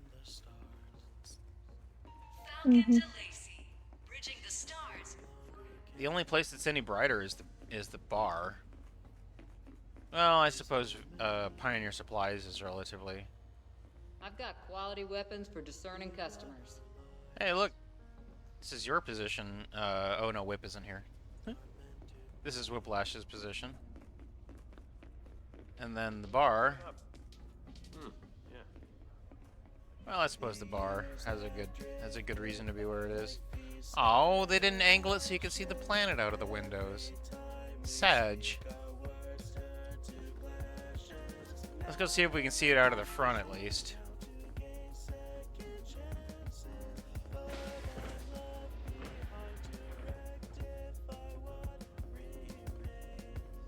You know what? Okay, Stacy, I am very disappointed in you. Yeah. Well. You didn't make it. You didn't put the ship in a place where we could actually see it.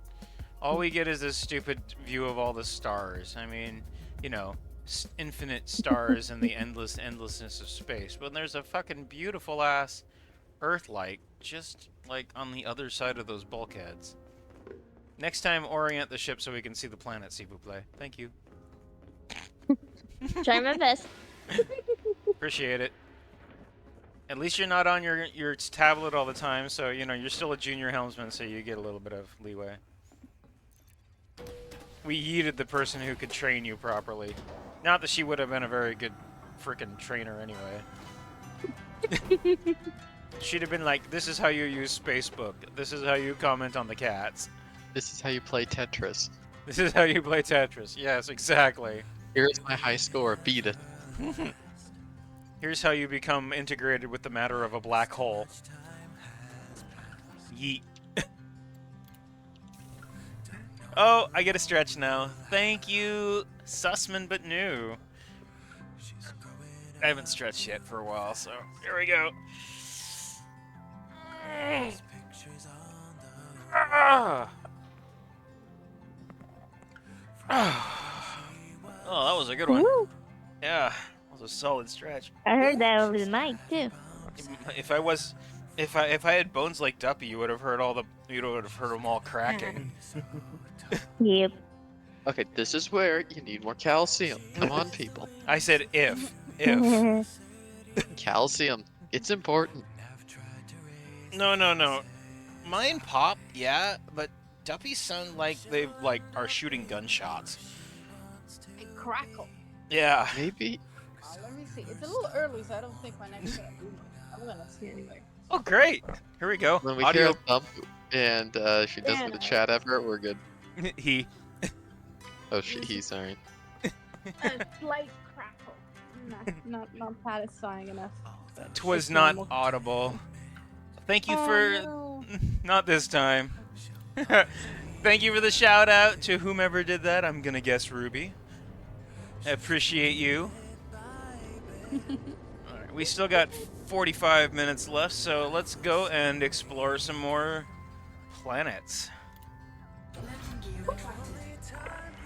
God, brownie ache. What happened to my eyes? Ow! It's a fucking bruise Another one? Nice. On my arm this time. It's yellow. What was it saying? No, it hurts like a motherfucker. Yellow's good. Yellow means that your body is metabolizing it and getting rid of the fluids that have been stuck in there. Yellow's a good... I know how I did this one. I kind of punched myself accidentally, and I was like, "Oh, that's gonna bruise." And then I was like, "No, it's on my arm. It's not gonna bruise." Duffy, stop hitting yourself. No, keep hitting yourself. It's funny. It was I don't remember. I was like moving my arms around. I hit my wrist. For the memes. For the memes. See, you don't have to worry about a bruise, basically, unless it keeps growing, or if it turns black. Uh-oh. Yeah. Dark purple is fine. Dark purple is great.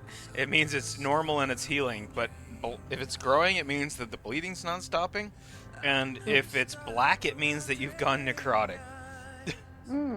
And necrotic is What bad. happens if it's growing black and like the skin's slowly caving in? You're gonna lose your whatever extremity is attached to. Well. Seems like a very good sign. Generally not, no. Alright. John, that's also not a good sign. A sign made of metal because they're difficult to graffiti. That makes sense. Actually, they're not, but... Spray paint connects to everything, it's just how easy it is to clean. Well, no, it depends on the type of spray paint. If you try to use a plastic spray paint on a metal, it's gonna end poorly. Oh, I see. Inkwell, the element has moved. Oh, wait, I think you already knew that, since we just made a big fucking deal about it. But, yeah. Update your bookmark if you need to. Or just bookmark the element itself, and that way you won't have to worry about it. Alright, posture checking, thank you. Oh, you just landed, very good. And I just left. Lol. What am I flying towards? I don't see any planet. Weird. Okay. You do have the element bookmark. Excellent. Yeah, that means the element will stay in your bookmarks and it'll move whenever the element moves, then you will have the bookmark move with it. All right, thank you. I just worked out my hand, my arm, whatever the fuck It's that thing is. bookmarked, so whenever you go, it'll stay bookmarked. Wow! Well, sometimes people bookmark the system that it's supposed to be in. Fucking genius over here. That's me. The bookmark feature saves the location. Oh. Okay, if you bookmark the element, it'll follow the element. But if you bookmark the planet that the element is orbiting, then it stays with the planet. If you bookmark the system that the element is in, it stays with the system. So you have to actually bookmark the unit, not just the system that's nearby. The unit. Yeah. The absolute unit that is you. That is my ship, Jackanapes. No, I've seen you. Rude. I mean, I love you, you know that, but that's fucking rude. Always rude. It's become like my defining trait here for some goddamn reason. Sure enough. Oh, that goes for anybody else who wants to play Elite. If you want to get out to the element, well, you're not going to have to fly out here on your own because I only do pickups for Inkwell, apparently.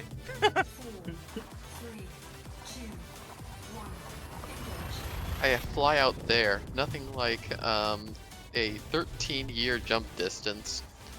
Well, it took me, what, 2 weeks to get where we are. 500 light years at a go. Let's see. Actually, I could do the math real quick. Just for fun. So if we're... I think we're just about 36,000 light years away from Sol here. So let's see here. Sol... This is going to be like, give or take a light year. Okay, I'm leaving for It's just gonna now. take it a couple I'm gonna go light be next playing year to with get. a friend. All right, So, have a great bye-bye, night, Danny. everyone. Thanks for hanging. See you later. Later. We will never remember you. All right. Okay, I'm going to do some math here. So, Oh god. Let's see here. I have to pull up my calculator. Remember, you need at least 15 sig figs. At least. All right, so Sol is 35,925 light years away, which I'm going to average up to 36,000. You know you can just mark it on the map and it'll tell you how far away it is, right? Yeah, sure enough. But I'm here.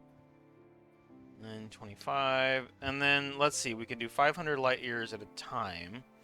So that's 71.85 jumps, right? So it takes, on average, 20 minutes to do a jump.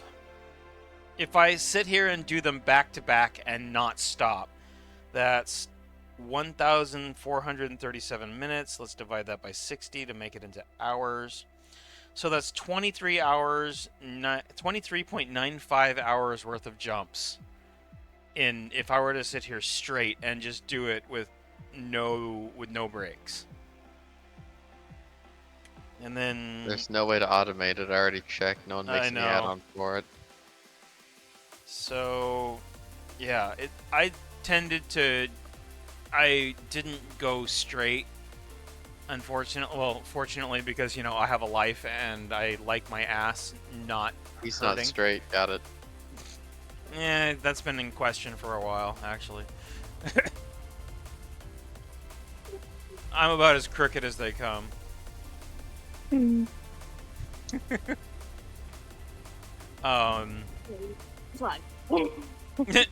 That didn't sound... Are you okay? I'll be fine.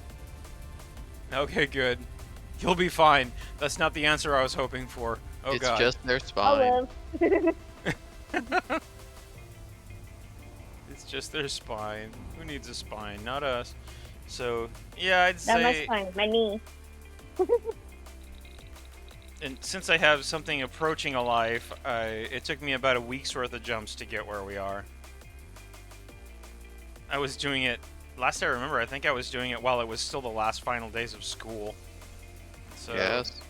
That's right, That yes. explains your shitty grades. I graduated with a 3.93, jackass. Lightweight. Says that. No, you know what? I'm not gonna say what I want to say. I'm not gonna do it. Says the wastewater man who will be working underneath me. Are you planning on becoming a wastewater engineer? No. Then get the fuck out. Dude, I'm gonna be building systems. The chances that you may actually have to use one depending on what I get is actually potentially high. I ain't gonna be working for you. I'm certainly not gonna report to your ass. Oh yeah, no, definitely not. But you'll be using the shit I make, which means that I'm way above you. I'm way above even your boss. Huh. When I'm designing the shit you're using, I have control over what you do.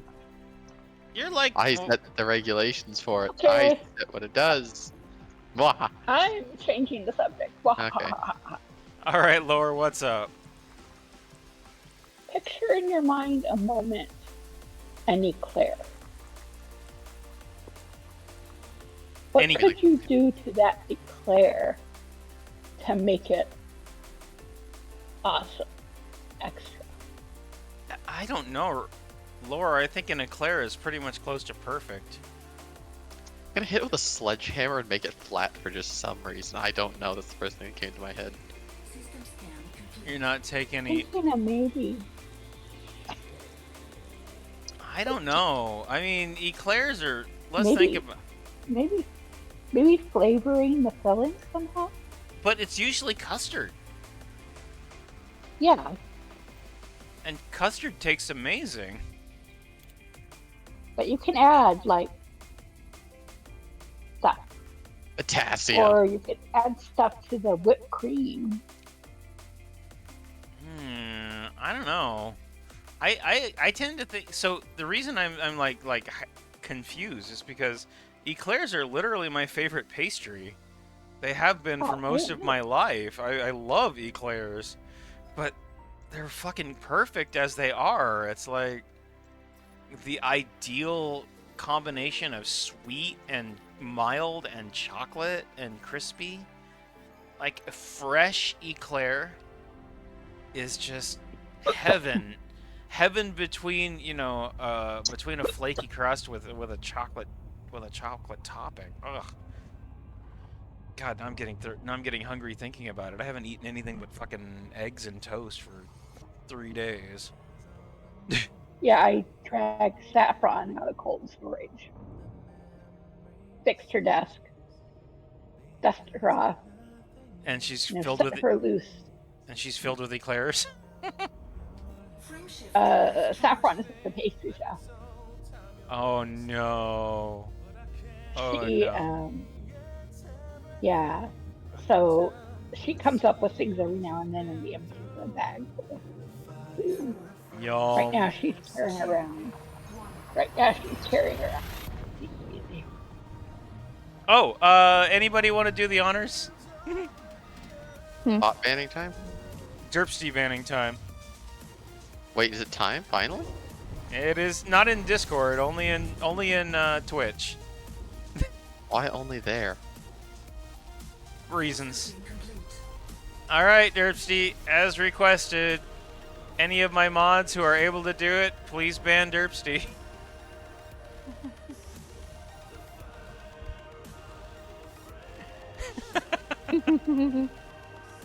Thank you very much. Au revoir, mon ami.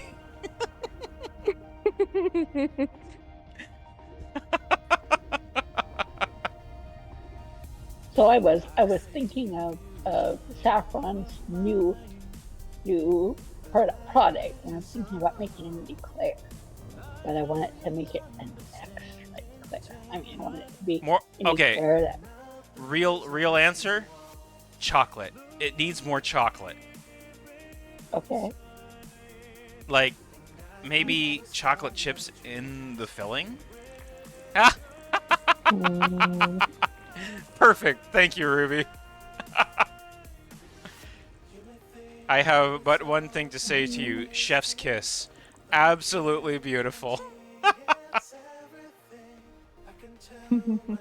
I approve. That makes my night just a little bit better. Thank you. I'd say chocolate chips or chocolate chips, or maybe that like chocolate French silk stuff that they use. And it would have to be, I don't know if it could be milk chocolate or dark chocolate. I prefer milk chocolate, but you know, a lot of people I know really like dark chocolate, how it's slightly bitter. So a dark chocolate eclair with that really nice cold custard, ooh, could be absolutely heaven. I think the reason why a lot of people like the dark chocolate is because of the amount of caffeine they can have. Is it more caffeine in dark chocolate? I think No. so. No. Hmm. I don't know. I'm not much of a culinary person. Culinary. Culinary, whatever. 1, 2, 3. We got a terraformer, a water world, an ammonia world, and yeah, looks a couple of scannables here, and then we'll move on to the next one. You are in fact the chef. And as we say, you spice things perfectly. You also cover my screen with ponies. Which is to be expected, I suppose.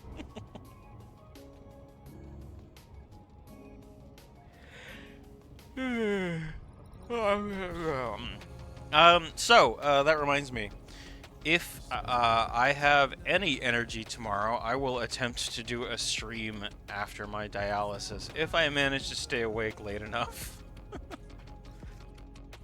Same here.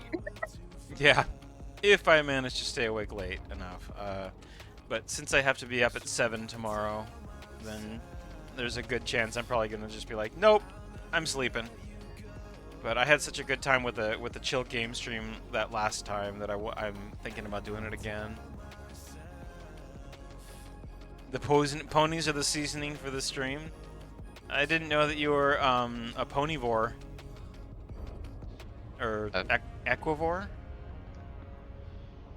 I think equivore might actually be the proper terminology for that.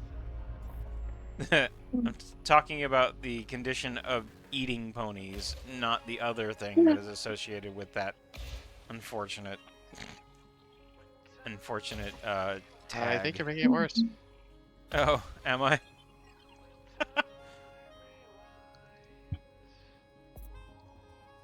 Hold on. I gotta ask a question for you, Mally. If the ponies are the seasoning, what do they taste like?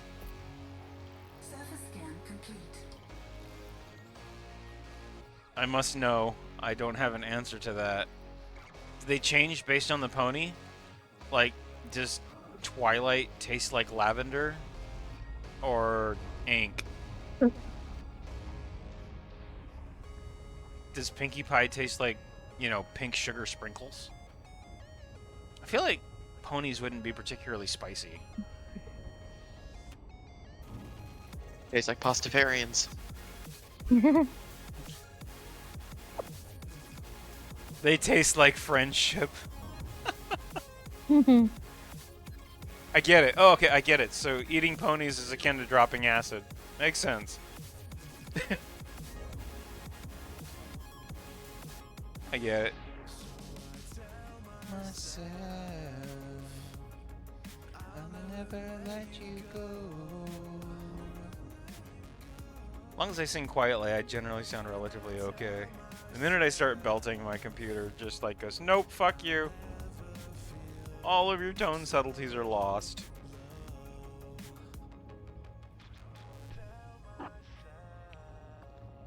Basically, if I can barely hear myself, I'm good.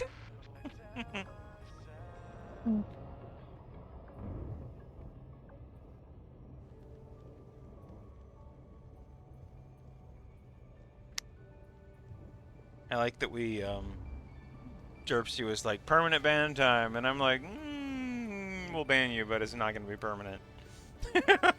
Yeah, no.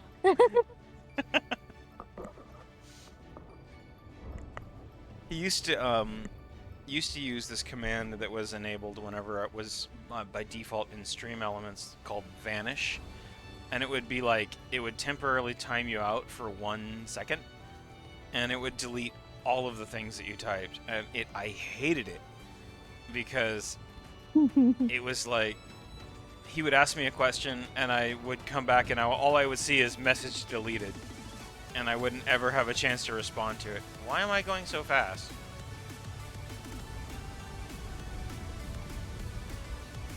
All right. Yeah, speed of rubber dash. Apparently. I thought I was the right speed for this, but nope. This ammonia world is going to be interesting because this is what the Thargoid's like. Who knows? Maybe we'll find some bugs to kill here. And I'm lying on my stomach to prevent heartburn. Yay. Yay, heartburn. Fuck, now I'm going to have to go get some eclairs tomorrow. Take that diet. Thanks, Lorelei. You're welcome. Surface scan complete.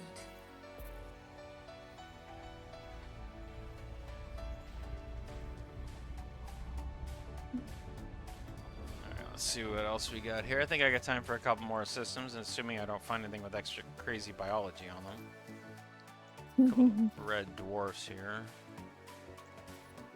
Don't jinx yourself there. Something about drinks? What?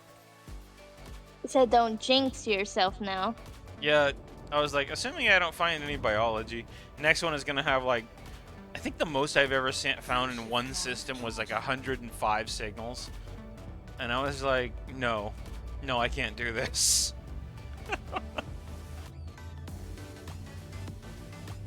I just gave up. It would have been worth like 1 billion credits by itself, but it would have taken me days.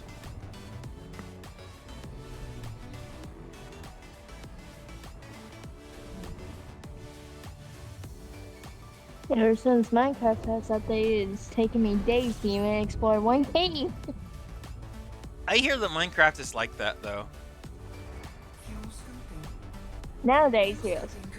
I used to play back when it was before Microsoft got involved, and it was a decent game. It was pretty fun. Hell, I remember before when I played the Netherworld wasn't even a thing. Like the only bad guys were creepers. I played back when it was back in what's the word? Back in my day. Yeah, back in my day, I played it all the way back when Redstone didn't exist. Endermen were a surprise out of hell, and the Nether, and it was still online. God, oh gosh, I remember when they had the online like demo servers. Where it's just people building shit. Those are great. Golden Age of Minecraft. I like those server days. They were fun. Even I got into it back then. Those are really fun. I ended up building the water temple from Secret of Mana. I mean, the modern stuff's still pretty good. They've added enough shit that it's pretty fun. You can build like actually cool things. I love Redstone. It's my life. I think I remember something about somebody building something like complex enough to run Doom on. Yeah, they've done Doom, calculators, Snake, yeah. It's Redstone. There's a level of Redstone above where I know, and that's that. It's like, and all it was is basically a capacitor, right? Kind of? Is it, or is it a switch? How do you mean a switch? Like an on-off. I mean, yeah, but that's the basis of every goddamn computer is an on and off switch. Yeah, ones and zeros, yeah. Yeah. So it was basically, if I remember correctly, it was basically binary code, right? Yeah, no, they programmed an entire computer from the ground up. Using Redstone. Fucking hell. Well, see, see, here's the entire thing with that. You make a single node that works, and then you use a world edit program, which is conveniently called world edit, to copy paste that out. But that mostly just cuts down on build time. But you could feasibly do it in the game manually. Oh yeah, you could. It's just gonna take you thousands of hours, and you're gonna lose your mind when you have to debug it because there's a single block missing somewhere in the thousands and thousands of blocks you've placed. Okay, well that makes sense. Right. like thousands, Anyone with tens. pixel art. Yeah. It still makes, that kind of blows my mind that all you need is an on and off switch, and with enough of them, you can basically make anything. Well, you also need and/or gates, stuff like that. But yeah, they have those. Those aren't difficult to build. Even I know how to do that. Yeah, humans are fucking crazy, man. Some of the shit that we make is wild. It's like, here's a basic sandbox, and, somebody's gonna make the Leaning Tower of Pisa out of it at some point.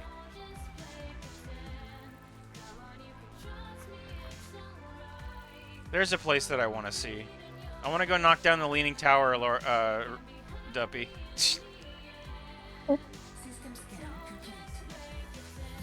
Wait, that is Italy, isn't it? Mm-hmm. Could have swore it was. I don't actually want to knock it down, I promise. I want to slide it into a comically large bag. Slide it into a comically large bag. Okay, I can see that. Isn't it already, like, slowly falling over still?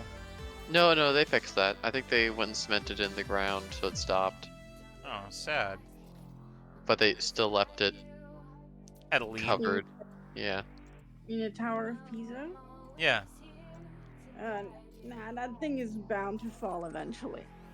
What? No, I thought they fixed it. I thought they fixed the ground underneath it so it stopped. It's temporary. It's not. Okay. Well, I mean, just look at the strains that are being placed on the building. That thing was meant to be kept upright, It's not meant to have all that pressure placed on one side. It's gonna collapse at some point. Engineering go bird. Now, you gotta hand it to, I don't know who the architect was, but whoever it was, designed a really tough fucking building. I mean, just because it's been standing for a couple hundred years at this point, right? The thing's been sitting there on its end with all of its weight distributed to the one side. I mean, a human would have buckled a long time ago, sitting at a lean like that. That is some seriously impressive architecture. I don't even know what it's made of, now that I think about it. It's probably marble or some shit. Yeah. What was it, Duppy? Yeah, I was agreeing with Shay. It's marble. It's marble. No, he said it was marble. I just said yeah. Mm-hmm. I was just suppositioning. I don't actually know. Yeah, we all don't know, but yeah, we got it right. It is some kind of stone. It's not made of spaghetti. Well, shit, if it was made of spaghetti, probably would have stand forever. The Leaning Tower of Spaghetti. I'm hungry No, now. I can see the Italians going after it with hot water. They didn't write about this siege in the books. Funny enough, whenever I'm like making a new pony or even a new character, if I don't have a good idea for hair, I just watch certain animes. Oh, there you go. Yeah. Like the newest pony I made, I basically was watching My Hero and just like, you know what? I'm gonna inspire this by Aizawa's hair. Fuck this. I still don't know how you guys can constantly make new characters and sell them. Huh. I'm not selling mine. No. It's hard because I make them sometimes. I'm like, whatever. You're my baby. You're coming over. Right? Exactly. It's like, I've made, in the last 10 years, 4 characters. 4. And You're just one uncreative and lazy. Jackass. One you actually gave away. And one of them I gave away. The other one was, the other one's a fledgling that's just now getting started. And then the other ones are like my fucking life. Wonko, I was him for 20 years. Amy, I made her whenever I was a teenager. I still have her in my head. Literally. I've told you about her before. Dup. And, Star Song is like, right now she's my everything, and I don't see that changing anytime soon. I do not know how people can be like, I have a new character for every day of the week, and then, you know, I have so much that I can make a living selling them. No, no, y'all are fucking insane, or either Wait. black wizards, or At you what know. point are you selling basically the equivalent of NFTs? Well, human-made NFTs? I mean, ooh, Yeah. that's a good question. As long as they're human-generated, I don't see that they really count. I mean, I wasn't saying it's a problem right there. I'm just saying, like, well, you're selling custom characters. What's a character but an image? And what's an image Well, but a not NFT really. in the end? It's Not a really. selling design, and in case it has a use, like you're going to draw it and use it, or you're going to commission someone to draw it multiple times, and you can use it. I only sold one character with commercial license before, meaning that it can be used for merch, and you can make money off of it and stuff. So it's like it's better than NFTs. You can have actually fun with it. that makes sense. And, like, you can use it for shit like mascots for businesses, or characters in a story, or like in an anime or in a cartoon. Whereas NFTs are just, you know, repeatable images that can't be used anywhere. And even then, you know, they're defeated by a simple right click, so.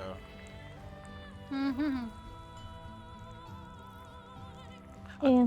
I will admit, I have never been able to really get a handle on the idea of selling characters, because it's like, if you have any creativity at all, and this is, you know, definitely throwing myself under the bus here, it's relatively simple to come up with a unique character or a unique race, or, you know, something that is unique to you, that you don't necessarily need permission from other people. Oh, sorry, Ruby. I'm only throwing myself under the bus here, and I'm only speaking about myself, okay? See? Buses claim another life. I'm telling you, people, buses are the enemy. I only speak for myself. I do not understand the marketplace. I do not understand the appeal. Yeah, it doesn't, like, click in my head. I have no recollection for how it would work or what the benefits are. Because, I mean, buses are after him. Buses are the great the great equalizer. Yeah, out of all the characters I have, only one of them has been adoptable I paid for. Interesting. Personally, I like making them because I like designing characters a lot, but then if I were to use all of the ones that I design, I don't think a lifetime would be enough to draw them all multiple times. It would not happen. I would draw them once and then that's it.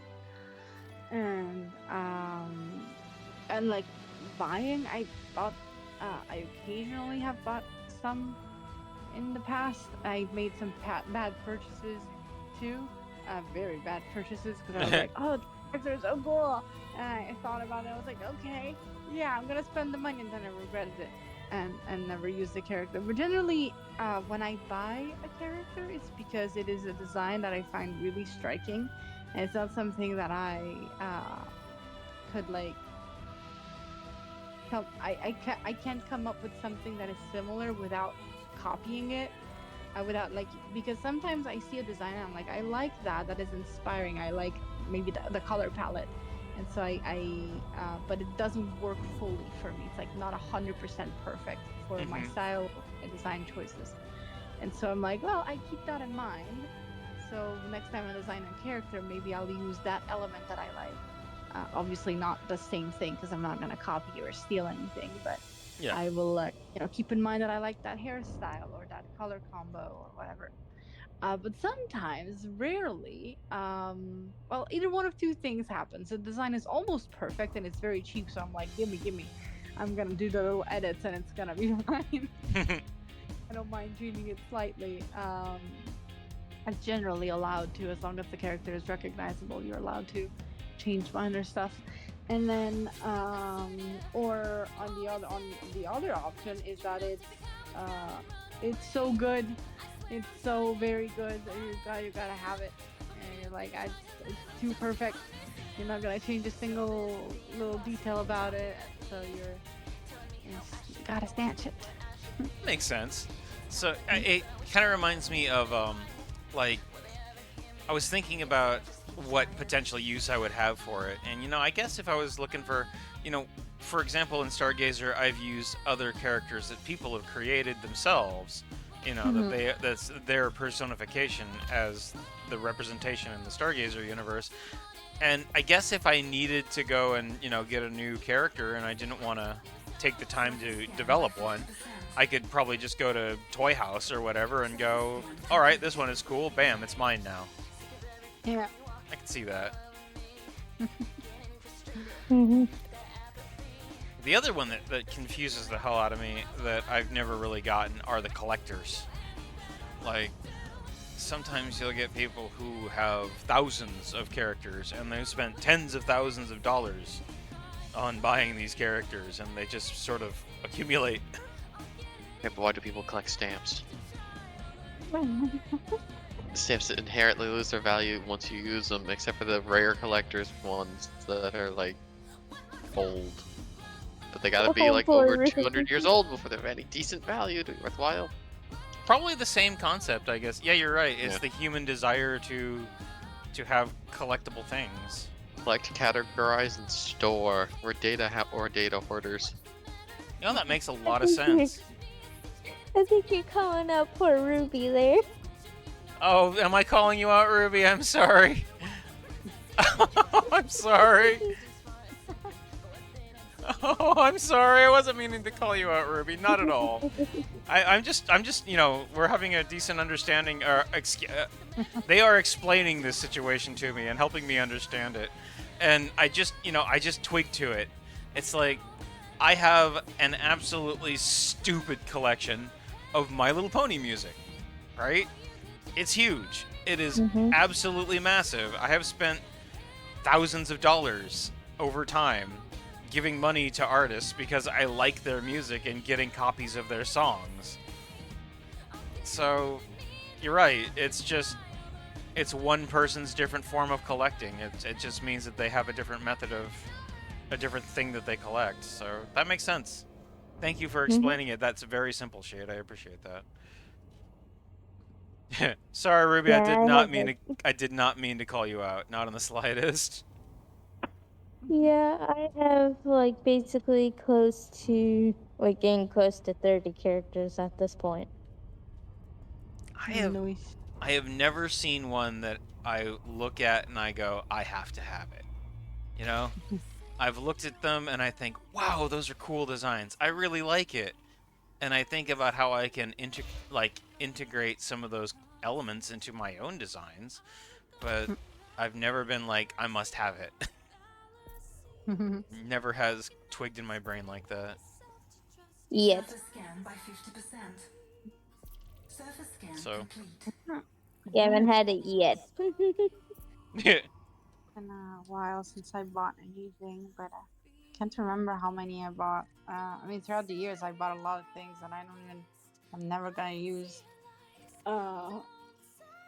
Mostly the ones that I have bought over time, the designs were for the My Little Pony Next Gen. So I have a couple furries too, but I generally just for.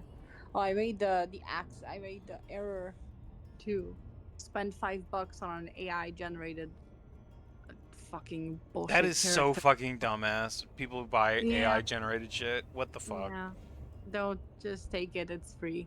Yeah. It's not a real. It doesn't belong to anybody. Just or it's. I don't know. It's hard to know how to behave because if you're taking it, you're basically taking stolen material, so you're just re-stealing something that was already stolen. So is that ethical? I don't know. Up to you. You decide. But yeah, I don't know. I really liked it, and I wanted to use it in D&D, and I was like, oh, it's okay, fine. and then I realized, no, wait, it's AI. I didn't. Why did I do that? I could have just taken it, especially for D&D, because like it's not gonna go anywhere. You're not making money off of it. You're just just using it for fun, for inspiration. Mostly, I had at the like early beginnings of AI. What was it, like last year? Wow. I saved a bunch of AI generated D&D characters that people would spam on DeviantArt, because I have a really hard time describing characters, just making up something in my mind, and so I just use them as starting points for when I need to describe a character on the spot. Let's see. Well, this one doesn't. I have a confession for you guys. Mm-hmm. With my latest character that I just made, Tsukino Naomi, the Paladin of Seluna, I actually I tried using AI to describe, prompts and all that to try to generate an image that looked like what I had in my brain, and I just could not get it to do what I wanted it to do, and I was like, fuck this, I'm out. I was just like, no, I can't handle it, so I ended up paying Dvornik to draw me her character image, and it was absolutely worth every penny. So much better. It was awesome. Dvornik has but Dvornik has actually been practicing self shading. I know, right? And Dvornik's great. I love Dvornik's art. And she was actually sending me, like checkups every single time through over a couple of days. I was getting like updates and what I thought about things, asking me about the colors, and it made me realize this is why you go to a real artist. Because they are incredible and they can make these decisions and they can change things on the fly, and it's not stealing from anybody. And I felt so much better. I actually felt really guilty about trying to use AI. It was just like, damn. Well, and the reason I tried it is because one in the Forgotten Kingdoms, the MUD that I play, a lot of people use AI to generate pictures of their characters, and it's fairly much accepted. And I suck at humans. I suck at them so bad. So I was like, okay, maybe I'll try it, and it felt like I was like somebody handed me the ring and and asked me to bring it to Sauron. It was like, nope, I can't do this. But I took a walk on the dark side, and it made me feel incredibly dirty. Anyway. But the result of that was definitely I have $20. Let's give it to Dvornik, and Dvornik's gonna draw me something awesome. So yay! And if anybody would like to see the picture that Dvornik drew me, I can grab that and show it up on the stream real quick. It was really good. Let me see here. Yeah. You want to see it? Okay, give me a second. It was adorable, and ooh. I was very happy with it. Man, so much art gets posted on this channel. Holy shit. There it is. Tsukino Naomi. My Japanese Paladin of Seluna. Well, she's from Kara. No. Yeah. I like her. Super cute. And Dvornik was like, wait, Dungeons and Dragons, and she's she's Japanese? Oh my god. Very pleased with that. Dvornik is going to Japan for, I think she said, a year? Here in a couple of months? Or maybe it was this month? She's going over there for a residency, basically. And Nice. yeah, so she's very into Japanese culture. I was like, okay, I know exactly who's gonna draw this. Sometimes you get just the perfect fit, right? It's also the first time I've been able to commission an artist from our server, and it felt really good to be able to do that. Well, I'm gonna be here a little bit later than midnight because I want to scan these planets and then log off, but it's a bit of a flight, as y'all can tell, since I'm still sitting here flying 88,000 light seconds to go. A long ass drive. But so for all of you fine folks who typically see me after stream, I will not be hanging around, unfortunately. I need to go to bed so that I can wake up at 7 a.m. and get myself stabbed and drained tomorrow.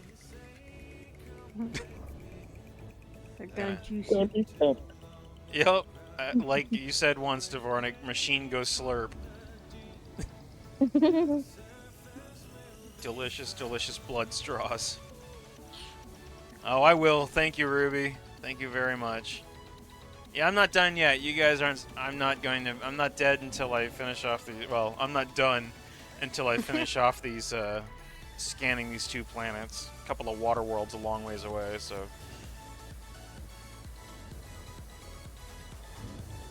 There's a particular place in this universe. It's called Hutton Orbital. And it's fairly close to Earth. It's in Alpha Centauri. But... it's the furthest station away from any physical in any system that you can think of. It's 0.22 light years, which is a couple of million light seconds. It takes, I think the last person I heard that did it took them 8 hours at full warp to get there. And if there's an in-game a player run competition, if you make it to this, 8-hour flight, basically what I'm doing here, we're just sitting here, watching the timer go, the counter go down.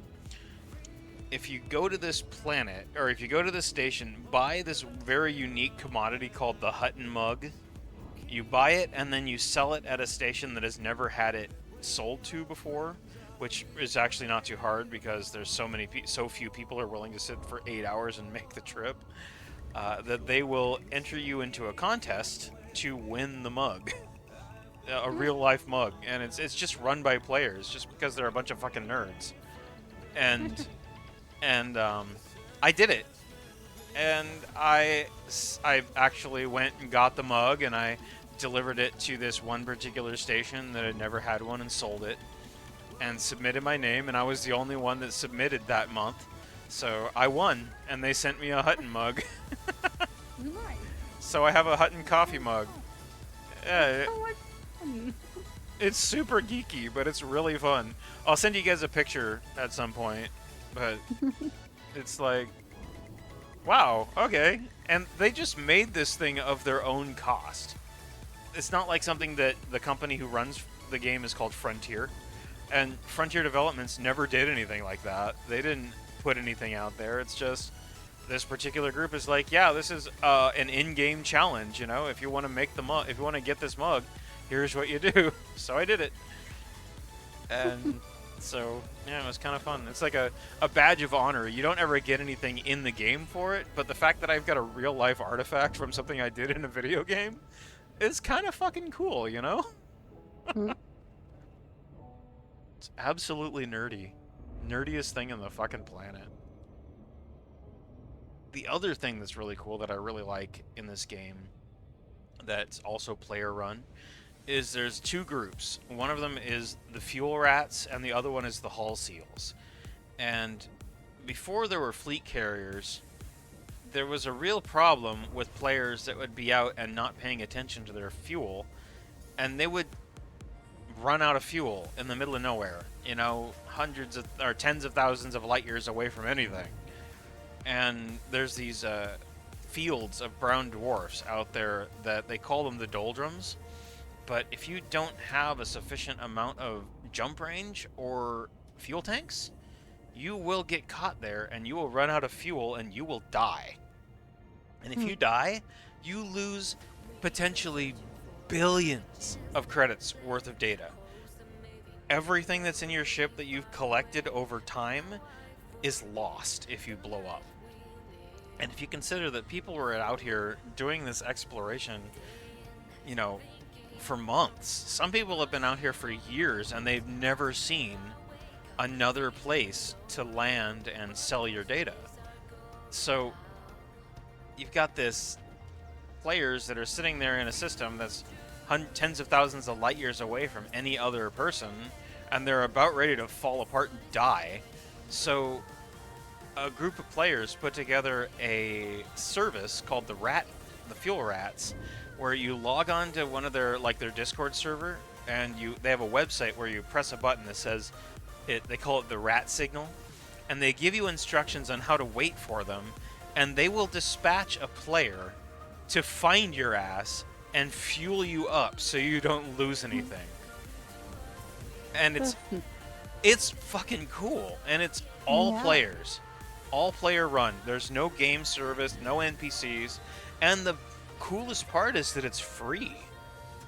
They just, I need help, and they're like, okay, shut your shit down, wait for us, add us to a group, and we will come and save your ass. And they have done some wild stuff. Like, I think they went all the way to Beagle Point, and they made it in 3 days. As in, that's a lot of jumping, right? And they're bringing shit like anacondas with extra fuel tanks and extra stuff in them that means that they jump a lot shorter than your explorers do. And they just hop, get out there so that they can get out and save people. It's like, who does that in a video game? It means absolutely nothing in the real world, and yet these people put hours of their lives into making sure that explorers don't lose all their shit. It's really neat. And there's a bunch of ideas, a bunch of groups that do shit like that. Hull seals are the same thing. If you're falling apart, they will come out and repair your ship. It's wild. I think it's the main reason why I like Elite as much as I do, is because there's just so much, like, humanity in it. If that makes any sense. The people that play this game are legitimately some of the nicest people on the internet. Mm-hmm. And nice people on the internet are rare as fuck. You guys are... glad to be in... What? No. You're glad to be not in that rare as fuck community? No, I am the rarest fuck community. Yeah, yes you are. You're nice. Thank you, Shade. What? No, wait, what? Wrong thing. I think that, we have one of those nice niches where everybody that shows up is generally pretty cool. And the community supports each other really well, at least with our Discord server, with the art and helping each other out and being supportive and, all that stuff. Mm-hmm. But it's like, in Elite, it's nice to see that there's an entire community of people out there dedicated to helping others. I've never seen that happen in any other game, ever. And I've played a lot of games.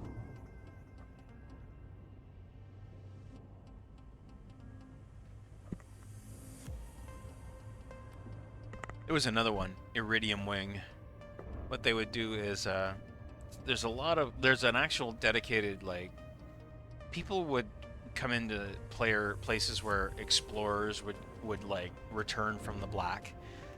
We call extended space, outside of the bubble, the space is called the black. So we're in the black right now. People and explorers coming back from the black to land at a station will often try to, sell their data, and sometimes there would be people out there waiting for them, waiting to kill them, so that they lose everything based on months worth of effort and work. And they're griefers is what we call those kind of people, or salt farmers, depending on who you talk to. And I'm not gonna talk about the number of confirmed kills my ships have. Yep. Shade is one of the griefers, as you may be aware. No, I don't grief people on purpose just to get rid of their expensive stuff. Oh, that's good. But, Yeah, I just do it because I go out and I see someone, if your hole's full of materials, I want some. Reasonable. Well, I made quite a bit of money pillaging black diamond miners back when that was profitable. Well, hey, piracy is a valid way of making money in this game. Perfectly reasonable. Yeah. But Iridium Wing was a specific group of players dedicated to protecting explorers on their way back from the black. So you would jump into a system and they would meet you, and then they would escort you with like a full squadron, like 5 guys with the best combat ships would wing up with you and link close to you and get you to a station and then protect you until you got into the station. And then once you were safely landed and everything, they give you an 07, which is the elite version of a salute, and then move on to the next one to help them out. And it was just really cool. And they actually nuked a bunch of griefers more than a few times. Oh, no, you don't understand what they did. They not only nuked creepers, they went and killed like entire pirate factions. Iridium Wing did? Yeah, no. There were like factions of pirates out there who are just a group of like 20 to 30 people playing together who all fly in a group and go out and kill people. They would just show up and wipe them all the fuck out. To the point that the groups would just disband because they would give up because the Iridium people just sit there and camp them. That's great. Oh, that's wonderful. I like that. Yeah, no. They're a big deal because of how much shit they did. They were a massive portion of getting rid of piracy problems. That's fantastic. See? Yeah. Where does that shit exist in any other game? That's amazing. Yeah, Iridium Wing had some big fans in the Explorer community. They are, I don't know, are they still around?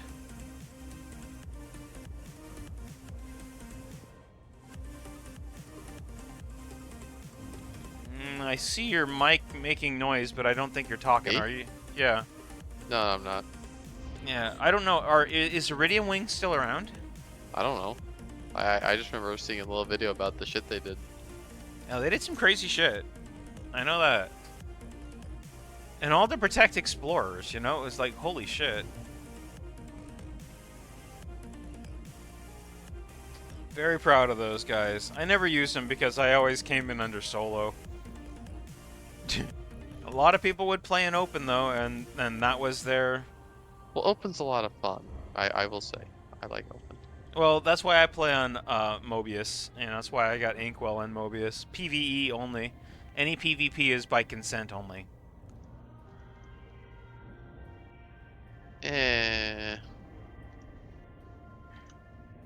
fine. I like the spontaneous PvP. Well, that's what open is for. That's why it's there. Yeah. I mean, it also helps so you don't just have the infinite budget. Mm-hmm. You gotta actually spend your money. What you take with you matters. Well, when you start getting into the billions, money doesn't matter so much anymore. I know that's the point. When you get into the billions, it's just not worth your time. I disagree. I don't play Elite for the money at all. You know, I've got more money than I know what to do with. I could spend money for the rest of my time in Elite and I'll never go broke. Well, I know that's why I'm saying that PvP is worthwhile, is because money eventually gets to be just kind of a pointless thing. Yeah. Well, I don't like PvP, but you know, I love exploration. So getting out there and finding random shit that no one else has ever seen, it just fucking does it for me, you know?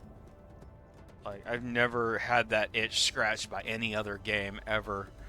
So this is more than worth it for me.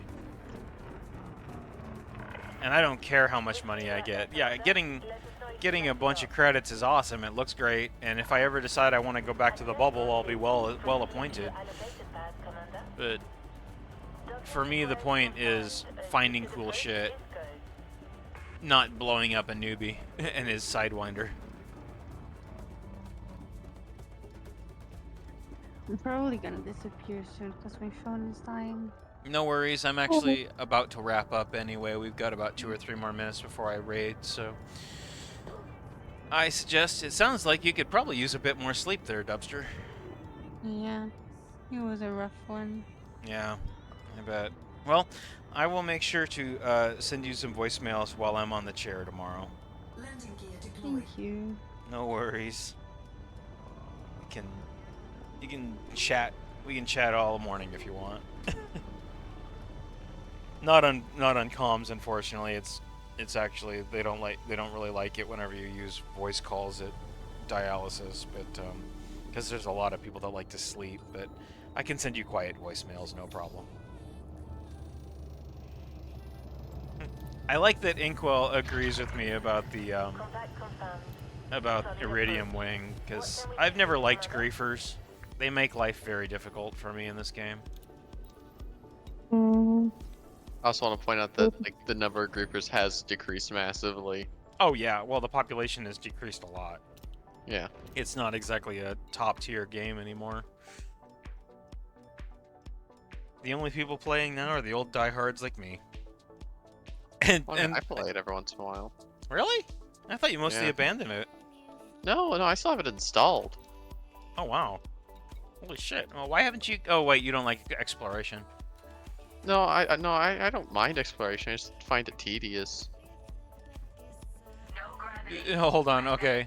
They're already taking blood from me. If you talk while they're also taking blood from you, too many things are leaving your body at once and your soul might slip out by accident.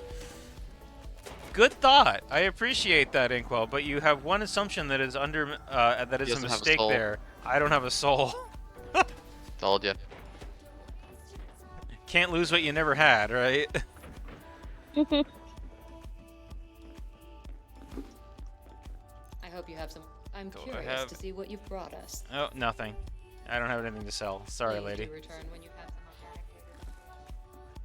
some Alright, let me go ahead and wrap this stream up. I am done for the evening, so I don't know how many of you fine ponies there are, but soon there's going to be 0 because we're going to go say hello to somebody, and then I'm going to crash and go to bed. There are 7 of us. I like 7. 7's a good number. There's no... Hey, Haven's still going. Holy shit.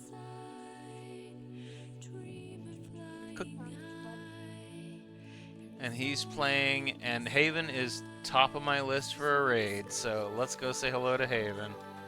He's probably on his way out for the night, but...